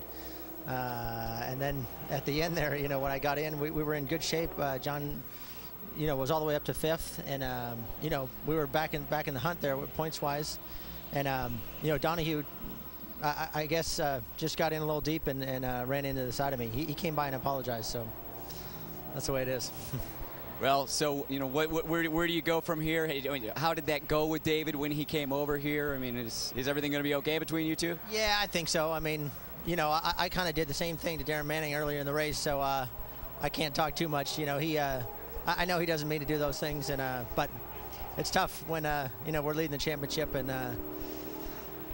just one of those days. Obviously, a lot of disappointment down here, and like Alex said, the Brumos camp is right next door. That car also up in the air, but they are trying to fix that car. And thinking back, guys, it sounds like David made a little bit of a mistake here. He also made a mistake at VIR getting to the back of Scott Pruitt. Well, Chris, you remember we said earlier that it has massive championship implications. Take a look at this. Points as they stand, and it would be a dramatic turnaround. They came in with an 8-point advantage. They would drop to 3rd, because look who would be tied for 1st, both the SunTrust and Ganassi teams. Now that's with still an hour and a quarter of racing to go. Anything can happen here at Watkins Glen as we go into the evening. Temperatures drop, but it's a massive turnaround. The Ganassi team were thinking they had to win every race from here on out at the beginning of the day just to even stand a chance of winning the championship, defending their title. All of a sudden, in the space of this classic race, they're back in the hunt. And the irony is the only DP car that could potentially still run here and overtake the 99 car, they've dropped all the way back to 15th in class, is David Donahue. So if the 58 now gets back out on the racetrack, they're going to take valuable points away. So they'll drop even further behind. And as we say it, there it is. They've got the 58 machine back underway. You Got to wonder with the 99 what is broke so severe that they won't attempt to fix it, or they're not able to fix it, I should say, which would be more likely. Yeah, it's strange, Dorsey. When we looked at the replays, I mean, David really got him in between the wheels, but he took that rough ride across the dirt there. And as you say, it's strange that there's nothing that they can't fix to get him back out there with over an hour to go. I mean, these cars have one thing they've proven over the years to be extremely tough. You know, they can take a pretty good wallop, and you can fix most anything with being a tube frame car. But it surprises me that there's something there that they either don't have that broke, and that's probably what's happened, you know, or they just can't fix it for some reason, because you'd surely make the effort if you could. The fight for top honors in GT, top honors for which Pontiac finishes ahead of the other, and this is the banner car, the Leighton Reese Performance Group, the defending class champions, up against the Stevenson Motorsports Pontiac of Robin Liddell and Andrew Davis. This is a very spirited fight in 2009. They really want to be the best Pontiac team. This car sits second at the moment at the hands of Paul Edwards. Dirk Werner leads the class, and he has about a 4-second gap on this car here. And then we drop back to third, Liddell. Eric Lux for Farnbacher Lowles is fourth, and Spencer Pumpelly, the points leader coming into this round, is fifth in GT. Chris, you've got more? Well, you guys were wondering what is so broken on the 99 car, why they can't get back out there. Essentially, the floor of the car is so damaged that they would have to pull the floor completely off, and then also the back end of the car is so full of rocks that it would just take so much cleanup time, so much time to pull that floor off, try and get things fixed, that they just realize at this point there's no more pickup in the points. Well, that is the Achilles heel of one of those cars, is if you have to pull that flat bottom floor off, you got to lift the car all the way off the top and basically disassemble the whole thing. It's quite time consuming, and they deemed it not worth the effort. Yeah, I think they probably looked at the scoreboard and realized they weren't going to catch any of the other DP cars there, but maybe they didn't think about the 58 car getting back out there as they've done. So they're a couple of points. 58's headed back to pit road, so they're going back in to check exactly what's going on after their outlap. Pruitt, Angelelli and Bernhard. However, the 10 will need to pit before the others. Let's check that out when we come back.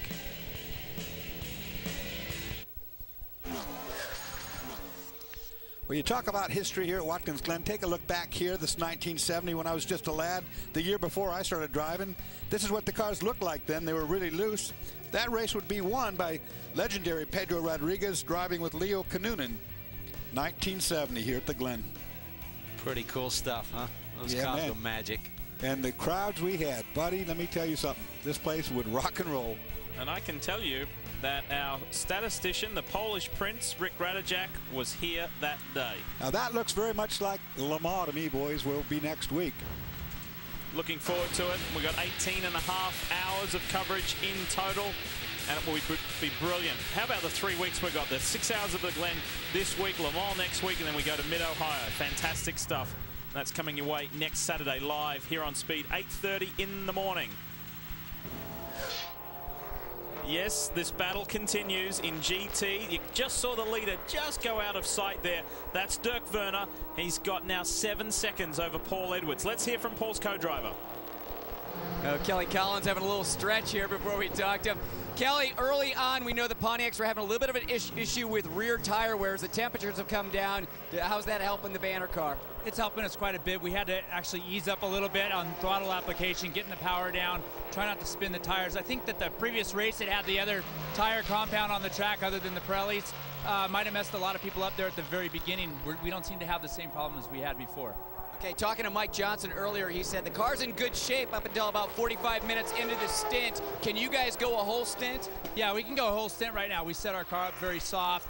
We've got a lot of push in our car, understeer, and we were able to actually go a full stint and then about 4 extra gallons just on the last set of tires. Well, the Pontiacs look like they're going to be strong here in the late going, Brian. Well, you know, he was just talking about temperature, and that temperature is good for the 87 Farnbacher team, not so good for the 66 of Kevin Buckler and Spencer Pumpelly driving the 66 right now. Spoke with Kevin just a minute ago, and he said, you know, we really needed it to stay hot. Our car was so good when it was warm. We took care of the tires, and the car was really set up for that, but the weather is cooling off now, and as it does, we're losing our pace. And we're watching Dirk Werner start to run away with not only this race, but remember, guys, when we came in here, Spencer Pumpelly led the GT championship. We're getting close to the halfway point here, and he led it by 1 point. So if things stay the way they are, that GT Championship lead is going to go over to Dirk Werner and Lee Keen. Well, let me tell you, in the next hour and 10 minutes, there's going to be a lot of things that go on as this track temperature goes down, as the sun starts to set. Some of these cars have become magic. You'll see lap times drop to speeds we haven't seen in the heat, that's for sure, to go probably faster than we've seen so far. Some cars, on the other hand, are going to get worse off. Yeah, there's going to be a real sweet spot here as the track starts to cool down. You get that cooler air into the engines. Everything seems to work that little bit better, and you still got good visibility without the sun totally setting. So we'll see some fantastic lap times here. The other thing is we've got an hour and 8 left in this race right now. These GT cars go just over an hour, probably 60 to 65 minutes. So once you get to that number, that's when you're going to start to see some of these leaders pitting, even if they're not out of fuel, because you, again, we keep talking about it, you won't want to be caught out there needing fuel and suddenly the pit lane is closed if we saw a caution at that stage. And we see another 10 minutes of racing and catch a caution, of course, then everybody will be in and we'll be able to go to the finish. But without that, the DP cars won't go that far. They'll only go about 50, 55 at the most. Here's Dirk Werner, GT class leader, and doing it comfortably at the moment by about 6 seconds, so he is cruising. Werner, Edwards, Liddell, Eric Lux, his teammate, and then Spencer Pumpelly. Speaking of fast lap times, just before we went to that last commercial break, Max Angelelli laid down the fastest lap of the race at a 1:41.5. This car right here is flying. However, he is lighter on the fuel load than the cars that he's chasing and that are chasing him. So he is in a sweet spot right now. And like Calvin said, the racetrack's coming into a sweet spot because it's gaining grip on the track and you still have plenty of good visibility to be able to use that. You'll be able to see your brake markers and really utilize the fact that the racetrack is getting grippier. I mean, these guys really are in great position here. We talked about it before. Wayne Taylor and this team have never won the 6 hours. Wayne wanted to do it, but his team would like nothing more than to bring him the trophy as a team owner here tonight. But the car they have to overhaul right now is Scott Pruitt, and this has really been the rivalry over the years in terms of Daytona prototypes. A lot of other teams and cars have entered that mix, but it's the classic 01 versus 10 battle here right now at the front of the pack. Remember, if they stay as is, Ganassi wins and the 10 finishes second, we will have a tie for the lead of this championship, for the Daytona Championship. Daytona Prototype Championship, I apologize. So interesting stuff as this championship grows old. We're getting really into the meat of the season, and it's getting fascinating.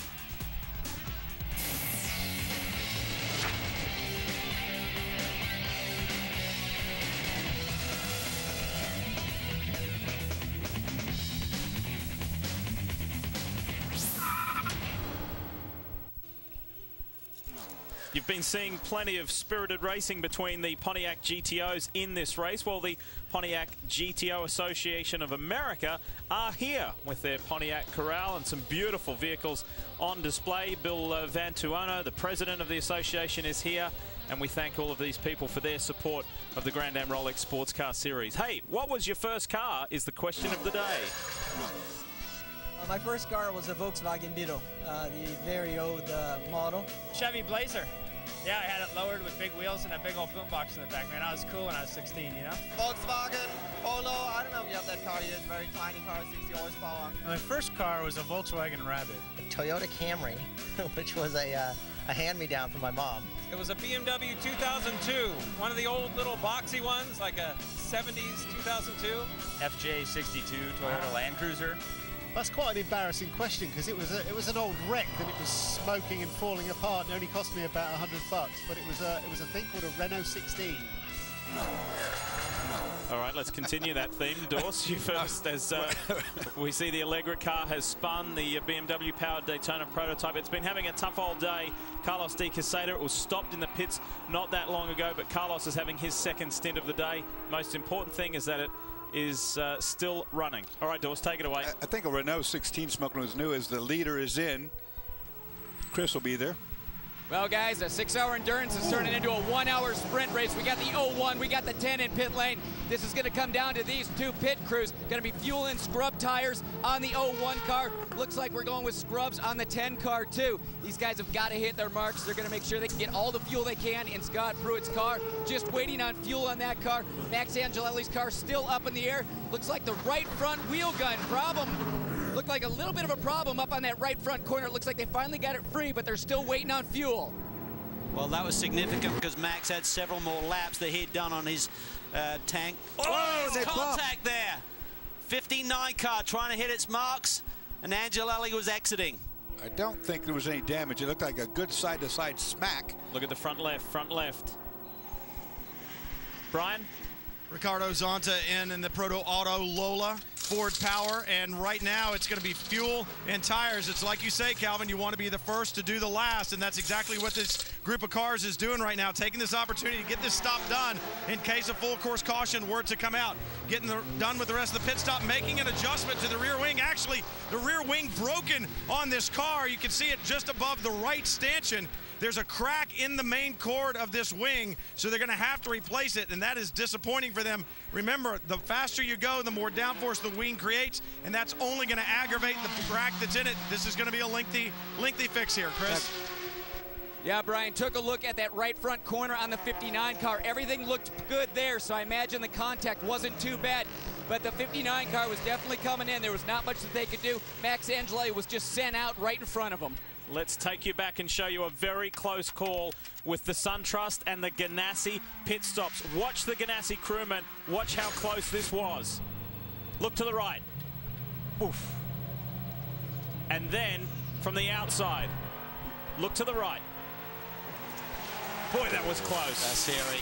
So glad that these guys are now wearing these helmets on pit lane. And now let's look at the contact as Angelelli peels out of the pit. Here comes the 59. I don't know if they got together now. I'll tell you one thing.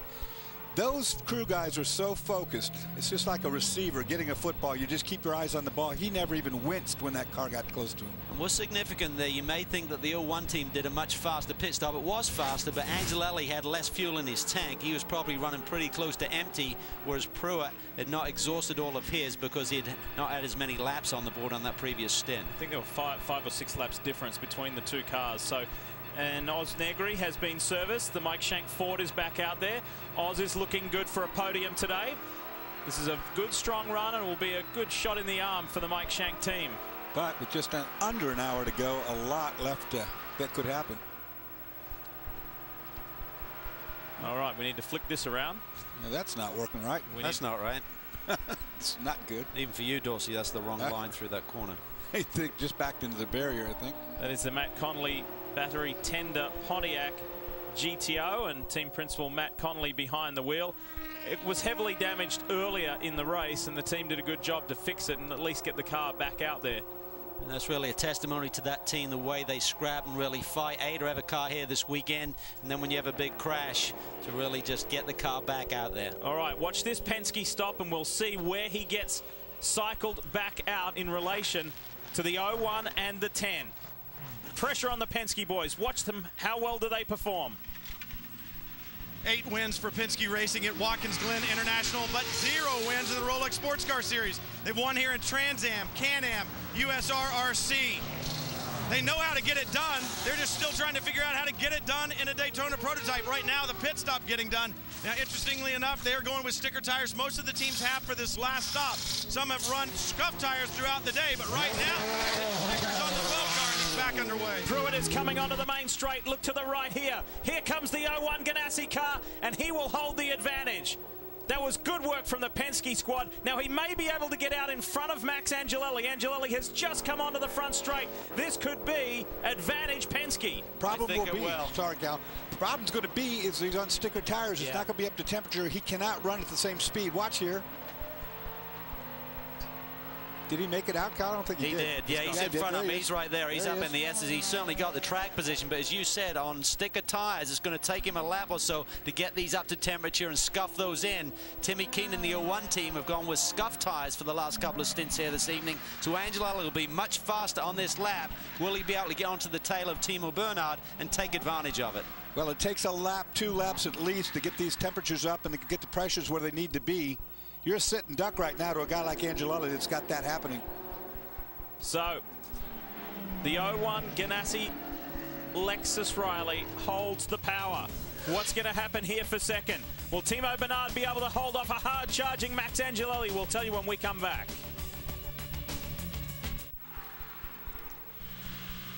If you're into motorsports, you have to check in weekly to the Speed Report.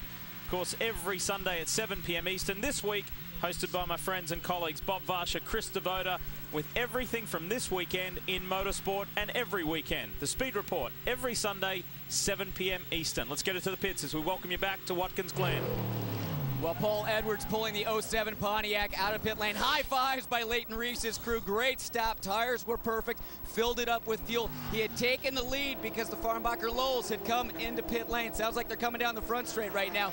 Now, I think the big question is we've been watching the back tires on the Pontiacs all day, but the temperature has come down significantly in the last hour, and it's going to continue to drop. So I don't think rear tires are going to be a problem. But one thing I saw earlier with Paul Edwards, after his initial stint, the team said he drank way too much water too quickly and felt ill for a couple hours. So is Paul Edwards ready to get back out there and take it to the fight?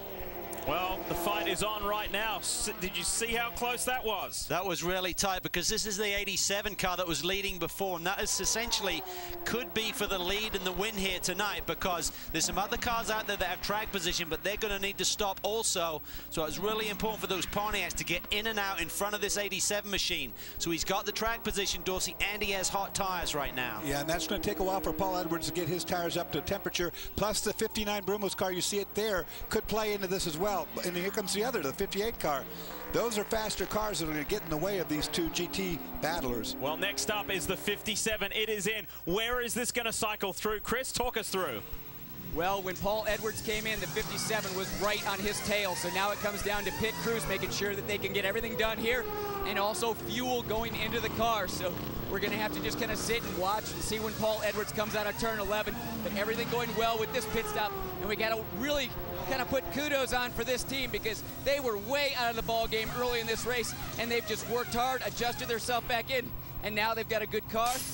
Car is down, just waiting on those last drops of fuel. Well, it takes a long time, Calvin. It really does on these cars. This is Werner into turn 10. Turn 11 will take him to the front straight. So I don't think the Stevenson guys are going to be up there with Werner, but they may get out ahead of the 07. This is going to be tight. This is going to be a fantastic scrap. The 07 has just come onto the front straight. The 57 won't have enough for Werner here because Werner's already gone by, but it's going to be close between the two Pontiacs. There you see the 07 weaving around, trying to get that tire temperature up a little bit quicker than he normally would just through running through the corners. Oh, and the 57's got stuck behind traffic there, exiting pit lane. The 07 is through. Oh, the two car came right in front of him, and now they're on the drag race up the hill. Oh, this is precious seconds here for Robin Liddell. He needs to be hard on the gas. They're up through the S's. There you see it, the 87 car. Now, this is not the overall leader in this is not the GT leader right now. A couple of other cars still have to make pit stops. Nick Cam, Pompelli, Asentato currently run 1, 2, 3. They need to stop fuel still. Oh, dear. The two car with more trouble. Locked up a big break right there. That's going to hold up Robin Liddell even further. That's frustrating. It's tough stuff for Robin Liddell. Good stop, though, from all of those leading GT teams. When the pressure was on, the team personnel performed. Great team effort. For the final stop of the evening.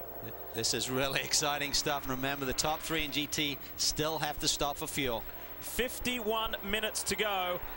And as far as overall, Scott Pruitt has a 9-second lead. All right, this car hits pit road as the class leader. Let's watch it.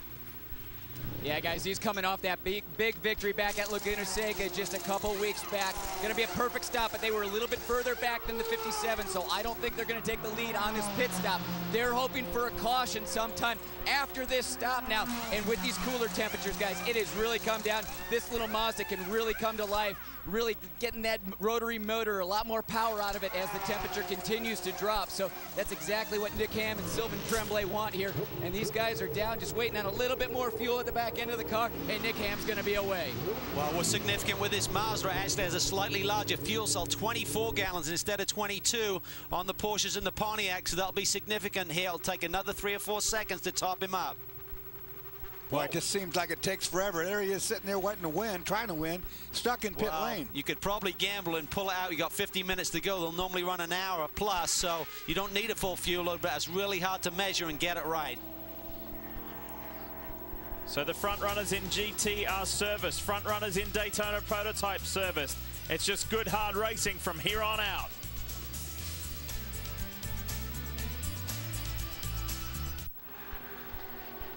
Final time today, we're going to remind you about the special Pirelli Edition Ford Flex giveaway. This is the car designed by Chip Foose. Hey, watch out for that special code word. I think it might be easy to spot. Go to grandam.com/Foose. Enter this special prize word that's on a yellow banner, and you will go into the running to win that special Pirelli Edition Ford Flex. It's a great competition, and you'll receive that car if you are the lucky winner overall at Homestead Miami Speedway at the grand finale. Rolex race summary: Pruitt, the current leader, and the current GT leader, Spencer Pumpelly, has just come onto pit road. 16 lead changes today. 4 new Pirelli tires going on the Porsche here for TRG. Spencer Pumpelly really has the championship in his own hands. I talked to Kevin Buckler about why they weren't the first to come there when the window opened, and he said, you know, we just didn't have the speed. We had to play a different strategy. Sometimes you got to play the hand you're dealt. They don't have the speed today, so they thought we'll stay out as long as we can. We'll troll for a yellow, and if we get split from the rest of the field with the pace car, then we'll be able to get all the way around behind them, get a little more advantage. That's really our only hope. So they did all they could.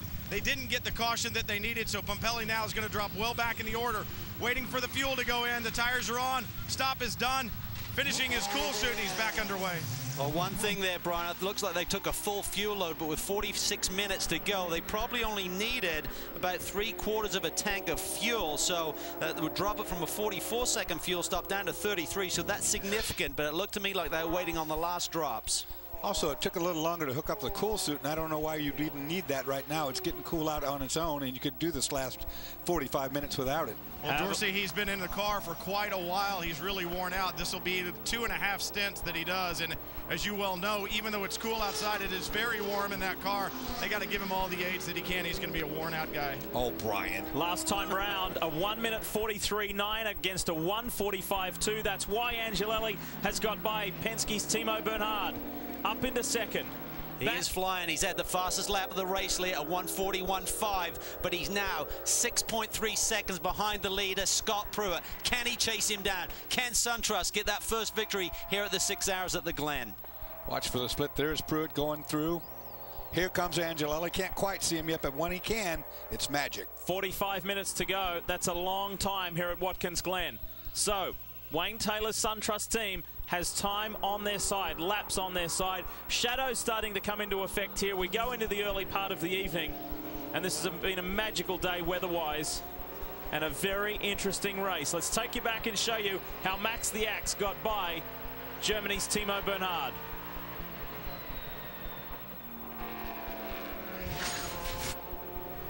You see already he's got him set up doing the slipstream. This going up into turn 7. He goes, that's a good pass zone. Outbreaks him. And I didn't know about the TRG that a Porsche up in front could have even used as a pick. But he got it done before that, Cal. Yeah, he really did. I mean, Max is just magic on the brakes. We always call him the last of the late breakers, Max the Axe. And he just took it right through there. And he has a strong car. Penske boys certainly didn't have anything for that attack, but right now he is just going to be looking ahead, looking for that blue and white machine, looking for traffic to help him out. Maybe Scott Pruitt will get balked a little bit, maybe get a clean run. There'll be an ebb and flow to this race over the last 43 minutes. This is a pleasurable time of the day to be a race car driver. You're in the car's warm, yes, but it's cool out. The sun's no longer in your eyes, everything's calming down, and you're focused. It's laps running down, it's time to win the race.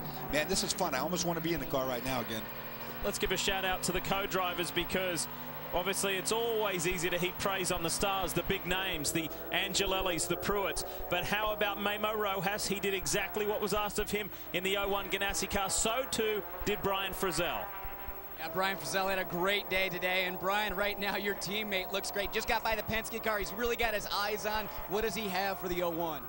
You know, I think we have something for the 01. They're really good. You know, they've been awesome all weekend, but Max is doing a good job. He currently has fastest lap of the race. I think he can reel him in. The 01 car very trimmed out. You guys a little bit more downforce when this thing comes down to it. If we get a caution, we get him nose to tail. Which would you rather have? It's hard to say. I mean, Max just made a move on the Penske. They were a lot more trimmed out, but he got him in the brakes where we'll be better. So you know, it's hard to say. I like our strategy right now. There's a great finisher out there. It's Max, so hopefully I'll go get it done. Now, you know this race has eluded Wayne Taylor. How important would it be for you to try and give him that win?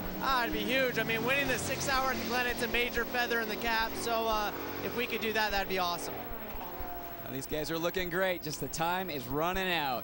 Calvin, that was a very good point he just brought up right there, is that if you have a higher downforce setup, you have superior braking. If it does get close, if there's a caution, Max is going to be tough. Yeah, he's really going to bury in there if he sees an opportunity, and I think he's going to be aggressive. I mean, at this stage of the championship, you think, okay, these boys could be tied at the top at the end of the day, but they want race wins, and they really want this one. This is really one of those classic races, just like the 24-hour race at Daytona. You want to win the 6 hour. You don't want to look back and say, oh, we had a runner up there, another podium. You want the win. Behind the top three, the lead trio is the 60, the best of the Mike Shank Racing Fords, Mark Patterson and Oswaldo Negri. Oz is behind the wheel. They're coming off their best finish of the year, which was a 5th at Mazda Raceway Laguna Seca. They really had to scrap and fight hard for that, but a top 5 was a good result, and here they are in 4th position. Both cars are in the top 5 as we drop back to see Michael Valiente in the sister number 6 car. Very strong qualifying, good run. Credit to both co-drivers as well, Mark Patterson and John Pugh in both the 60 and the 6. The gentlemen drivers vying for that Truman Award have again done a good job, and to have both team cars in the top 5 is a huge accomplishment. Well done, Mike Shank Racing. Been a very strong weekend.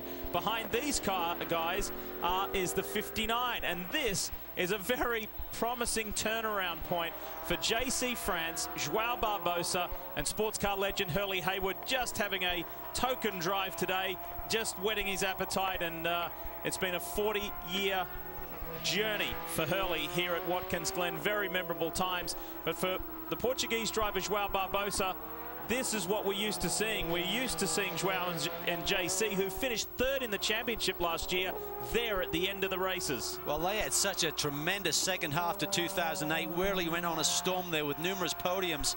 And but right now, you know, it seemed like the Brumos guys had really lost their way, and this is really a turnaround event for these guys, because, you know, in practice they looked like they were lost again, but right now they've been tweaking on these cars, and both the 58 and the 59 are really coming on strong. Let's go to Brumos now. Let's go to a legend. Here's Hurley Haywood with Chris. Well, and that legend got another chance behind the wheel today. Hurley, you got to be pretty happy with that. 40 years ago, first win. Now today you're back behind the wheel, and it looks like the team's really turning around too.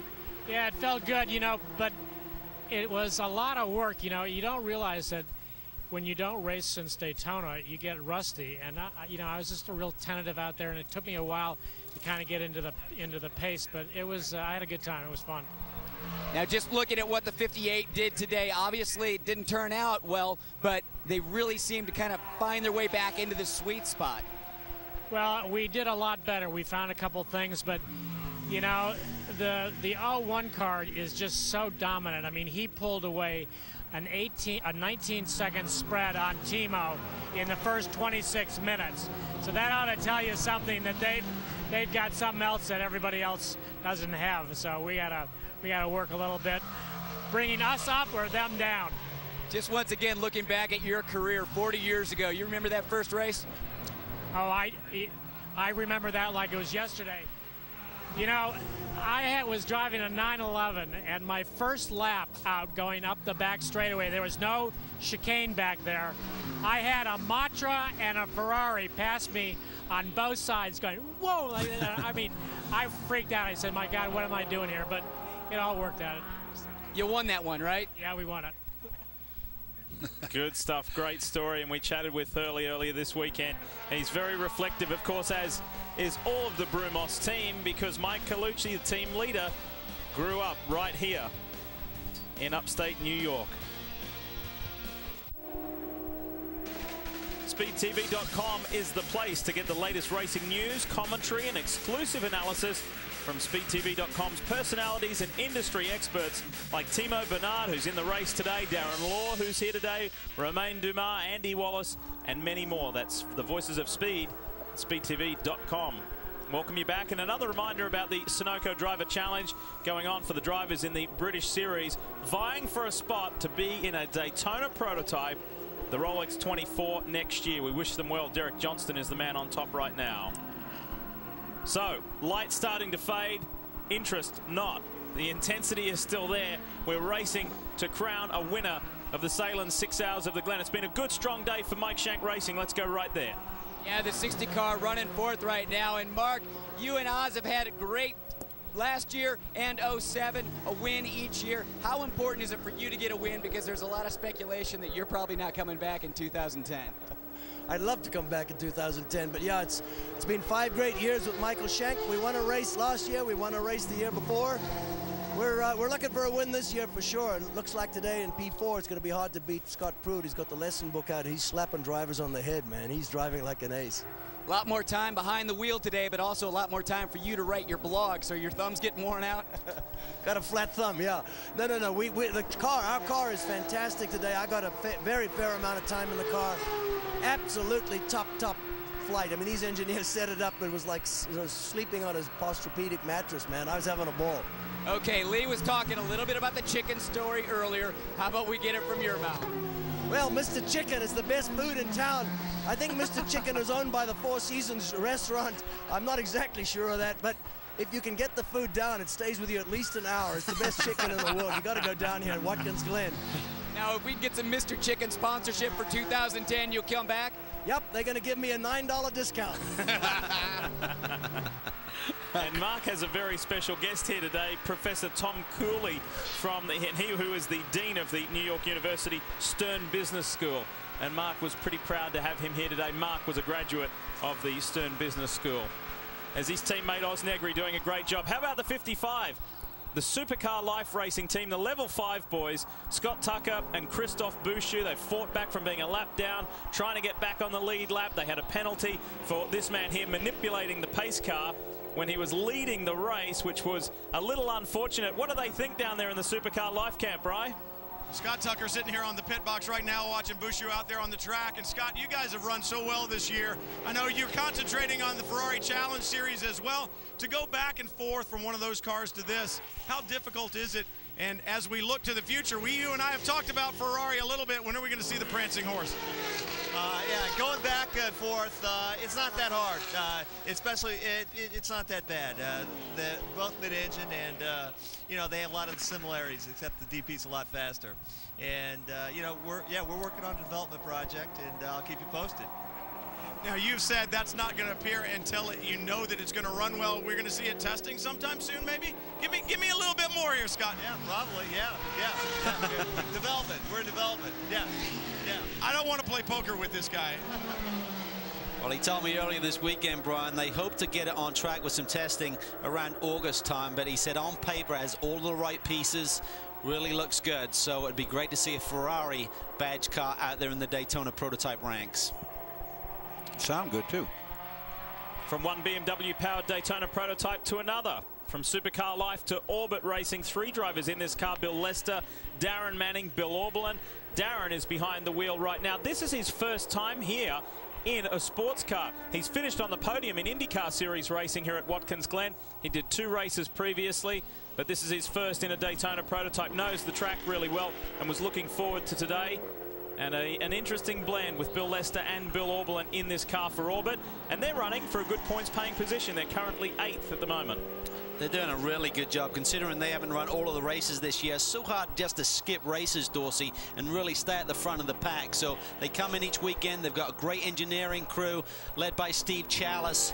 You've got Roger Hawley there leading the Orbit Racing team, and Peter Barron behind the scenes as well. So a good nucleus of a team that should do really well here. And like you say, though, everybody who runs every week learns something every week, so they always keep moving that little bit ahead. Behind these guys, running in the top 10, is the Bayer racing car. The 13, the Lennox machine, doing a good job, the young man. And here is the youngest driver of them all. Jordan Taylor is behind the wheel right now. They're running in 9th at the moment. What does Big Brother think? Well, Ricky Taylor watching his little brother on the racetrack. I know Mike Forrest has been in the car as well. Young team, young drivers. How much education do you get every time you come to a racetrack, not only as a driver but as a team? Oh, well, it's definitely a ton of learning each time we go out on the track. I mean, you look at the cars going by on the front straight, and that's one thing. And then when you get in the car, you do one stint, tons of things are happening every single lap. And every time they show up to the racetrack, guys, both the drivers and this team just seem to get stronger, Lee. And yes, that Taylor surname and last name is the same as Wayne Taylor. Two-time World Sports Car champ, Le Mans winner, Rolex 24 winner, and he is very proud of his two young sons, who are nice young men and really developing into fine young racers. There's just a quick overview, a quick snapshot of some of the young drivers, the youth movement in Grand Am Rolex Sports Car Series competition, and that lead is expanding, contracting between Pruett and Angelelli.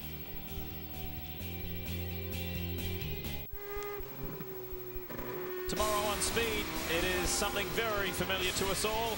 It's the boys and girls from NASCAR Race Day, built by the Home Depot, live tomorrow at 10:30 Eastern, talking about everything Pocono. NASCAR Race Day, built by the Home Depot. Join John Roberts and the gang. We welcome you back to Watkins Glen. We continue in the final half an hour here at the Glen. Can anyone catch this man? Well, Max Angelelli is certainly doing his very best to bridge that gap. It got down under 4 seconds. It's now getting closer to 5.5 seconds, but sometimes it comes down. There is Angelelli in the background. He can see Pruett. A late race caution, and this thing's going to electrify. Yeah, and I think a lot of it is just traffic. I think Angelelli is a little bit quicker looking at their fast laps right now at this stage of the race, and traffic has played its part. When he got into second, it was nearly 7 seconds. He got it down to under 3. Went back to 4, back to 3, and now it's up to 5.3. So that's going to be frustrating for Max, and I'm sure the team is talking to him on the radio. Just keep your head down. Don't be frustrated by the traffic. It's going to work both ways, Dorsey. Yeah, we'll do that. In fact, they're trading fastest laps, but as you said, Calvin, traffic dictates how much they split by. It's been down to 3, it's up to 5.5, but it'll go right back again when they catch traffic. A little further back in the field, outside the top 10 in 11th, it's the AIM Autosport Ford of Bruno Junqueira, Bert Frizzell, who's behind the wheel, and Mark Wilkins. It should have been a better day. What happened with the Canadian team? Well, Bert Frizzell and Mark Wilkins coming off their best finish of the year, 4th at Laguna Seca, but 3,000 miles on the other coast. It was just one of those days, Mark. What's been going on with the 61? Well, we picked up something in the rear tire early on in my run, and so we lost a little time there. And then we actually had a suspension part fail on us in the left rear after that, and that's what's really put us down these 5 laps. And you know, we've just been trying to get it back, but it's, you know, everybody's so quick. It's no matter how fast we push and how hard we try, it's a lot of time to make up in these really competitive races. You got to share the car this weekend with Bruno Junqueira. How was that? Oh, it was awesome. I mean, I've watched Bruno for years, and the Champ Car side of things, and it was really great to have him in the car. He provided a lot of great feedback for us, and it was neat to have that experience. I mean, what can I say? To have Bruno in there is just awesome. And this was his first time in a sports car, so what were some of his thoughts? I think he thought it was a little bit cumbersome, a little, the braking wasn't quite as good. The handling obviously wasn't quite as good. He had to get used to the mass a little bit, but I think he started to get comfortable, and he was putting in some great times in his run, and yeah, he did a great job for us. Well, you know, the hard part for some of these guys who are coming in, these third drivers who came in this weekend, is there just wasn't a lot of practice time, so they only got 3-4 laps out there to get comfortable with the car. But then watching Bruno during the race, he really got comfortable with the car and got that 61, really running competitive times up front with the leaders. Yeah, he put in some great laps. He may have, in fact, had the fastest lap of the race in that car. He running in the high 42s, which is their fastest lap. But this team are really going to come on this year. I think they're starting to find their feet now. They've got the setup sorted out, and they're going to be a little bit stronger as this season progresses. Here's Paul Dallenbach in the RVO Motorsports Pontiac powered Riley. Good to see he and Roger Schramm back at it in Grand Am Series competition. And we'll see this car possibly another 2 more times this year. But Paul enjoying a run, and he's currently 13th in the Daytona prototype class. Brian? Well, Lee, Roger Schramm has a little bit in common with you. I think you both had the same operation on your knee or your leg. He broke his a little more manly way, skiing, not on some mini bike accident. But Paul Dallenbach, who shares the car with him, a great race car driver, and, you know, you got to hand it to him. This is a guy who's won the Pikes Peak Hill Climb 5 times and had the record up the mountain. And anybody that can do that can certainly drive a car and knows about car control. 800 horsepower up the mountain, and you make a mistake in one of those corners, it's not a guardrail, it's a 1,000-foot drop down into the crevices down below. Brian, the only difference between Roger's injury and Lee is that Roger's leg is a lot longer. And the Dallenbeck family name is a famous one in motorsports. I hear a whisper that Paul and his brother Wally may be working on a program for the future. We'll keep an eye on that. We'll be back after this, counting it down, 23 minutes to go. Stick around.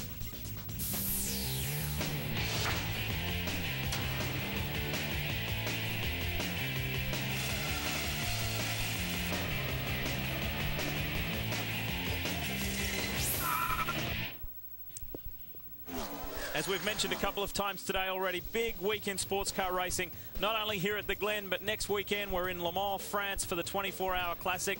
And guess who will be there for the first time? Regular Grand Am competitor and Hollywood actor Patrick Dempsey. He tested on the shorter Bugatti circuit earlier this year, passed his test with flying colors, so to speak.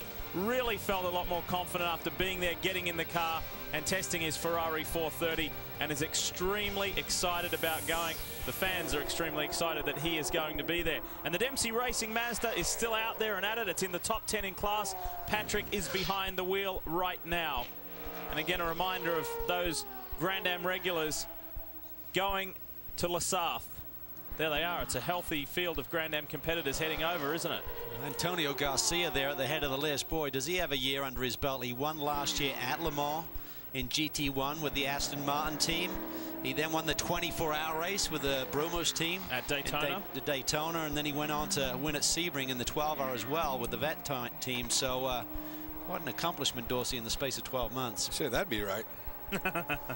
With envy. Yeah. Isn't that the Bugatti circuit? Wasn't that where you had us in the smart car, the six of us, terrorizing us? All right, Angelelli comes past our GT class leading car. Brian? Greg Lowell sitting on the box down here at Farnbacher Lowell's. And Greg, so far this year, you guys 4 top 10 finishes out of the 8 races that the 2 cars have run in, basically, including a win. And now things are looking good. I'm not going to give you the victory just yet. The difference between last year and this year with this team and this car seems to have turned around completely. You guys able to get the job done on a regular basis. How important is it to lead the championship at this point in the season? Well, look, we're approaching the halfway point. This is an important race for us. Long races are good for the Porsche. And the weather today has allowed the tire to work very well, actually. We're very happy with the tire today. So 20 more minutes, and hopefully we can even get Wolf on the podium. This cool weather really seems to have played into your setup as well. The cool weather and the clouds later in the afternoon. Is that working for you? Well, you know, it's a little strange that the weather has to be such a big part of our setup, but it is. And right now, you know, it looks like, you know, in 20 minutes maybe we'll have something really nice to celebrate tonight. I walked over here, guys. He said, give me 20 more minutes, guys. Let's not talk about winning just yet. And you heard Greg say to Brian that we may have a chance of getting Wolf on the podium. This is what he's talking about. Robin Liddell has a rearview mirror full of the man who has won 2 times here in the 6-hour in the GT class. Scott Pruitt is the only multiple winner here in the Daytona prototype class in GT in the past half dozen years. Wolf Hensler is the only multiple winner. Calvin, you said it before, it's not just the weather. They got a little help with the Porsche rear tire due to the fact of a rule change that allowed them to open a duct and put a fan that cools the surface temperature or the tread of that tire. That's certainly helping too. It's the first time we've seen it. Yeah, but this is going to get really tight here, and certainly the weather has played a factor here today. A lot cooler conditions than we expected, Dorsey. That fan is helping, you know, being blown onto the rear tread of those Porsche tires. But right now, it's all about, can Robin Liddell hold on? I mean, these are significant players in the championship. Liddell would love to get that final spot on the podium, but Wolf Hensler will give it his all in the last 16 to 17 minutes of this race. And if a yellow should come out, God forbid, it's going to be unbelievable.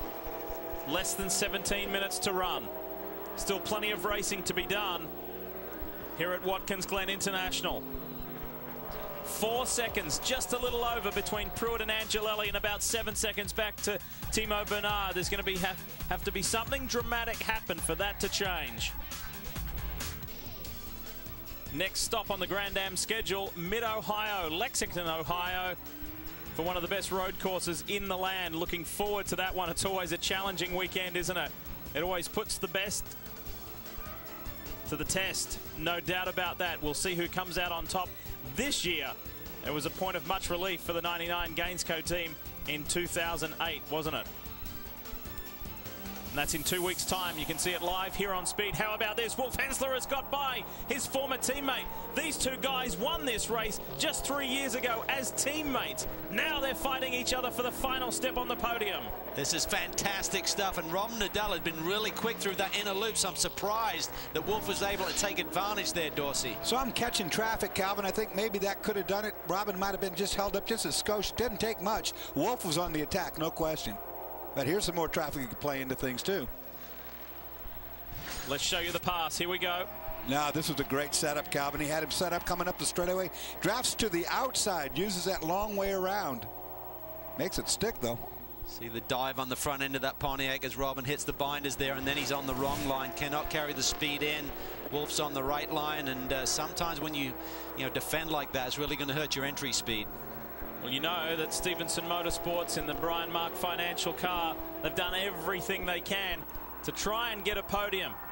But today it looks like it is evaporating with just 13 minutes to go. Pruitt still leads Angelelli and Bernard top three. Negri, Valiente for Shank in the top five. Nothing has changed there. Dirk Werner, Paul Edwards are first and second in GT, then that scrap that we saw, and Nick Ham has worked his way up into the top five ahead of Spencer Pumpelly and last year's GT winner Jeff Siegel. That's how things stand in the significant positions in both classes. But how about this for the Telmex Chip Ganassi Lexus Riley? 9 races without a victory. As Chris mentioned at the top of the show, that is the longest win-less streak for the Ganassi organization since entering the Grand Am Rolex Sports Car Series in 2004. Scott Pruitt has the bit between his teeth. He's going for the win. He just ran off the fastest lap of 41.70. Calvin, he knows what's behind him. And Max is coming hard. He's coming hard, but Pruitt wants that victory. You can tell that steely glare he gives you these last few weekends in the paddock. He wants a win. He wants it bad. He can taste it. The crew realize they've had a fast car all year long. They just haven't executed like they have in the past.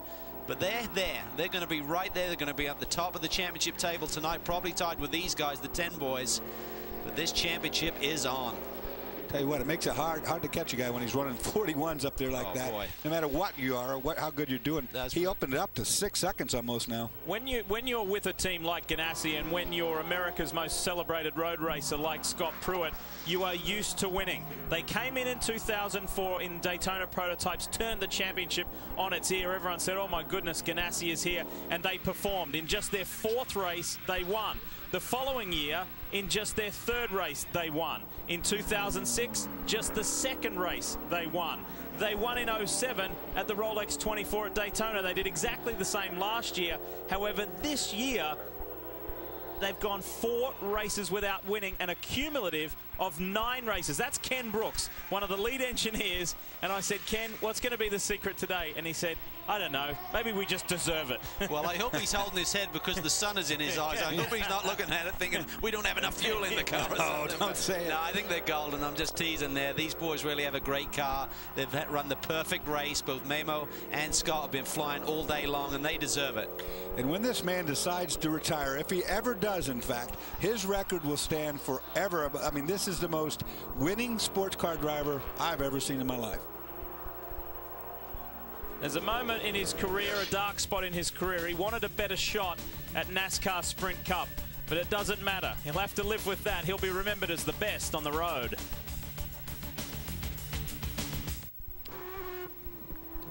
Wrecked is one of the popular shows on the network here on Speed, and you can catch all new back-to-back episodes beginning at 10 Eastern right here on Speed. That's Wrecked. Life in the Crash Lane, Thursdays at 10 on Speed. Still snowing. Still snowing in Chicago. Yep. Lucky you moved. Yeah.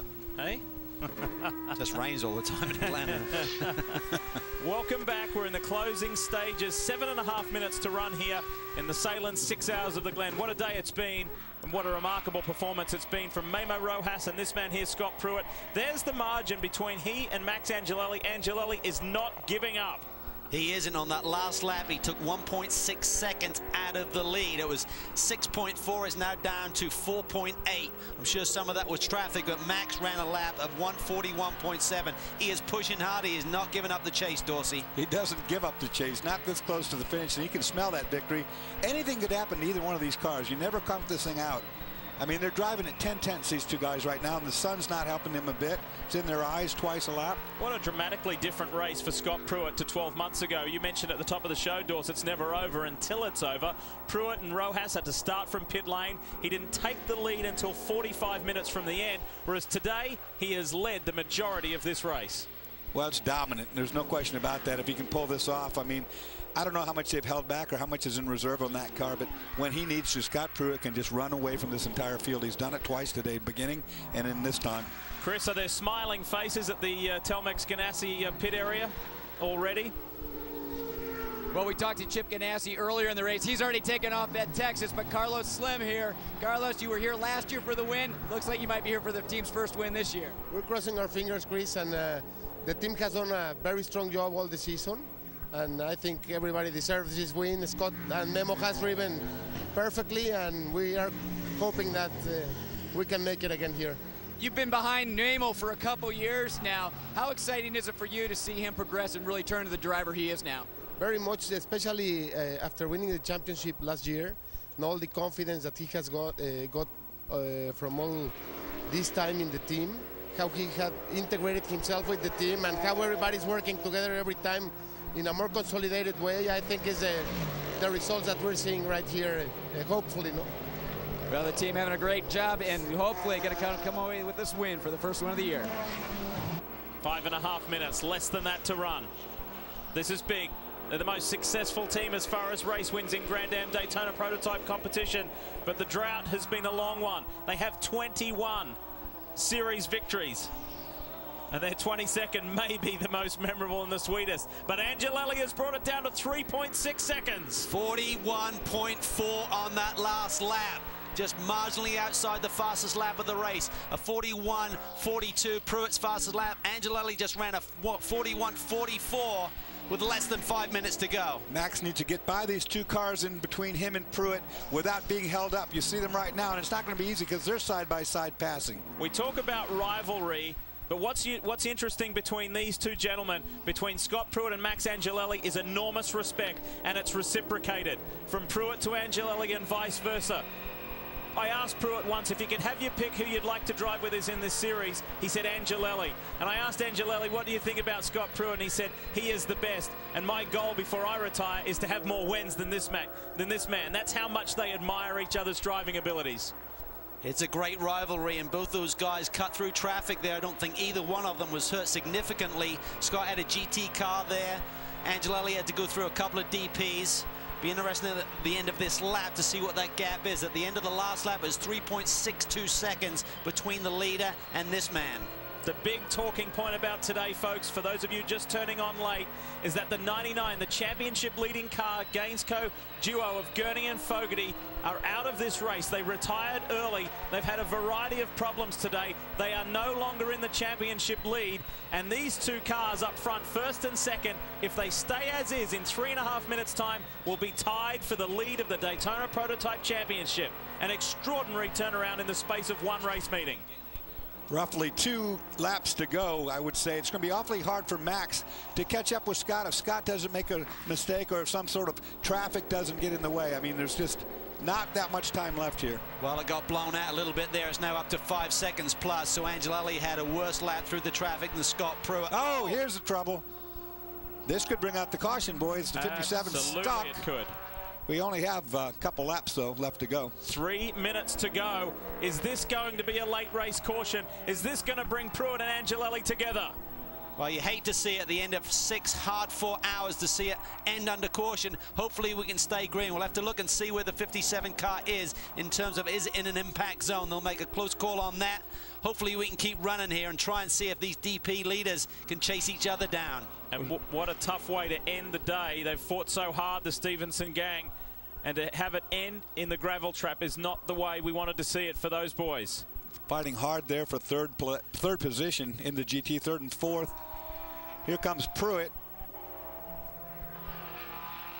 They might just leave him there, Calvin. Yeah, he looks smooth. I mean, the thing is, when you've got that 3-4 second gap, it's not desperate. You don't have to make that desperate lunge down the inside. You can time the traffic, look in your rear view mirrors. He doesn't see Angelelli close. He can be a bit more patient. Yeah, it's impossible for Max to make up 4 seconds or 5 seconds in the 1 or 2 laps left. So with that being said, and there is no caution out, Scott will just... It's gone caution now, Dorse. It's gone caution now. Oh, my. Late in the race, full course caution. We're up to number 7 or 8. Well, it'll end under caution then, because look at the time allotted. They wouldn't be able to get that car out of there, out of the gravel trap in a minute and a half. Chris? Well, the 01 guy's happy about this caution because Tim Keen was very concerned. He heard from Grand Am that there was going to be another 3 laps, and he said, no, we're going to run out of time. There should only be 2 more laps. And the reason being, they weren't going to be able to make it if it was 3 more laps. As soon as that caution came out, these guys really let out a sigh of relief. Wow, so they were tight on fuel, Chris. Is that what you're saying? That's exactly what I'm saying, Calvin. They were too tight on fuel. The Lexus guys were saying, hey, if we got to go 3 more laps, we're not going to make it all the way around. Well, we laughed about the guy sort of like shading his eyes from the sun. Maybe he was scratching his head thinking, how do I pull this one off now? What a stroke of luck that would be, huh? Well, it's so tight. I mean, they just have to make that judgment call in terms of what lap times they're running as to when they wave that white flag. And that was within a few seconds of having 1 more lap to go instead of 2. Tim Keen, Mike O'Gara, and Ken Brooks. That's the brain trust behind the Telmex Chip Ganassi team. And this late race caution has really swung in their favor. Here's the replay of what happened to Robin Liddell. Looks like, Calvin, he just came off that left-hander, turn 10, a little bit too hot. Couldn't get the car to stick on the racetrack, got in the grass, and no stopping her then. Yeah, we see no other cars in that picture, so I'd have to suggest that Robin just got a little bit wide there. It's been a tough day for him, really, just hanging on to this race car that didn't want to behave. Mike Johnson and the crew just worked tirelessly to keep adjusting, and see if they can get that car to handle it. Looked good at stages, but in the late going, the Porsche certainly looked a little bit stronger.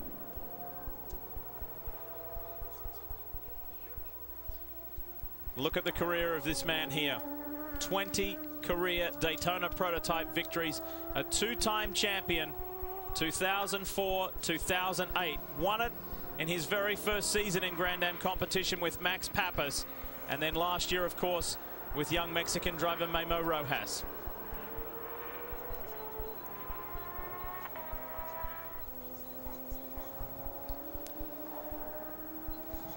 Well, when the caution came out, what were the feelings within Wayne Taylor's SunTrust camp?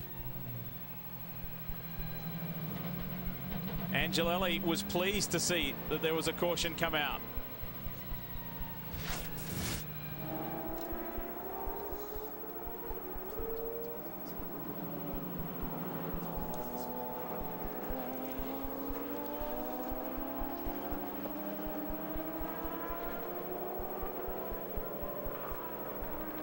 So what a way for the end of this 6 hour.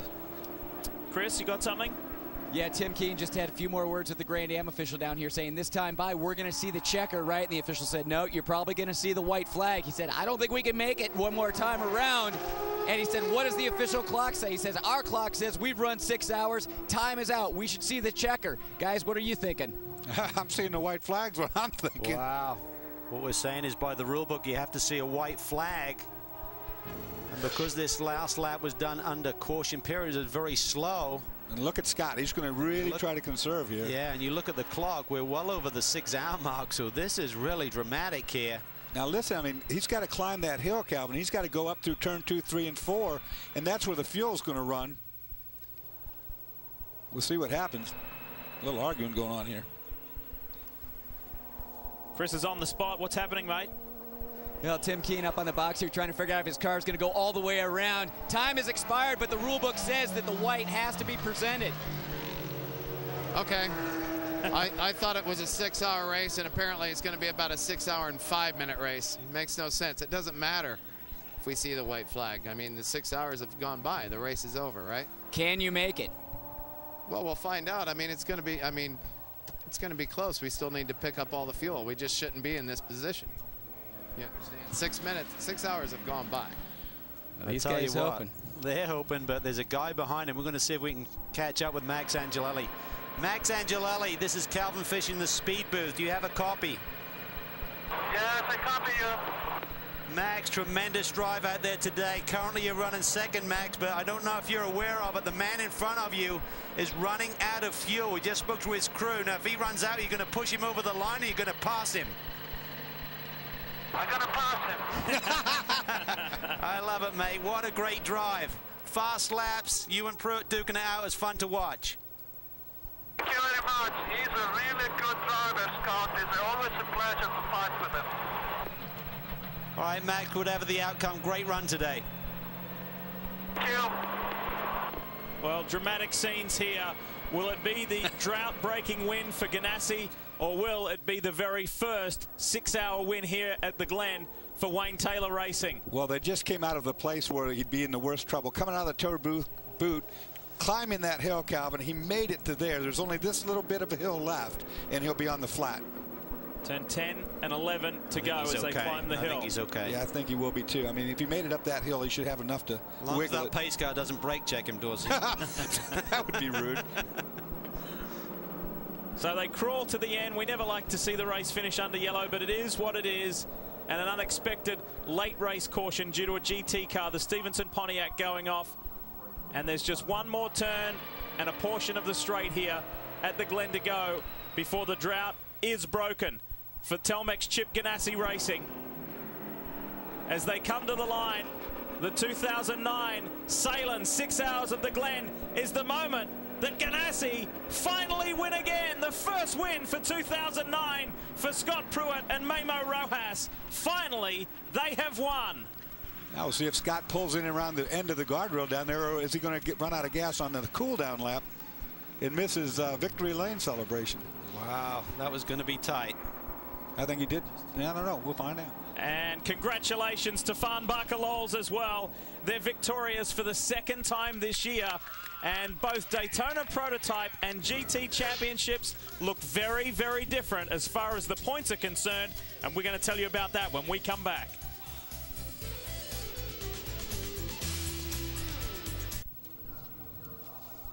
What a day to remember here in Watkins Glen, weather-wise and race-wise. Wasn't the dramatic racing finish that we had hoped for, but still plenty to talk about. And we said that the whole structure of both championships looked dramatically different. How about this? Angelelli, Frizzell, Pruitt and Rojas tied for the lead of this championship. And the guys with 2 wins and were leading coming into this race fall 6 points behind those 2 pairings. And Darren Law, David Donahue also slip a little bit further, but a good day for the 59 guys. They're hanging in there within touch. How about that? What a day. It's time to go to Victory Lane. It's time to celebrate with Ganassi. Well, we were wondering back at Laguna if that second place was going to be the slump buster that this team needed to get the car back into victory lane. Scott Pruitt comes away with the victory. Scott, come on out of that car. You've been in there for so many hours today. What a great way to get this team back into victory lane. Cheers all around victory lane down here. As we get showered with Gatorade. Scott, great win. Talk about those last few laps, as Tim Keem's telling you, you might not make it on fuel. Oh, man, that was a heart attack because we thought we were in good shape. We got things kind of worked out. I had my family at home. I mean, the Tailmex guys, all the Ganassi guys, the car ran superb all day long. Memo did a terrific job. Had a little bit of bummed up pit stop, but other than that, it was flawless. The car was awesome. I mean, when it's awesome, it's fun to drive, and it was fast. We talked about the championship this week, and you guys were starting to think mathematically you're out of it. Now you're leading it. Isn't that amazing how things can change so fast? I mean, I feel bad for the 99. I mean, it's tough having bad luck like that. It really is. Exciting for our team. Nice to be back on top, and we'll see if we can just keep this ball rolling. Perfect day for the 01. Isn't it amazing how quickly things can turn around? That man there had venom coming out of his mouth.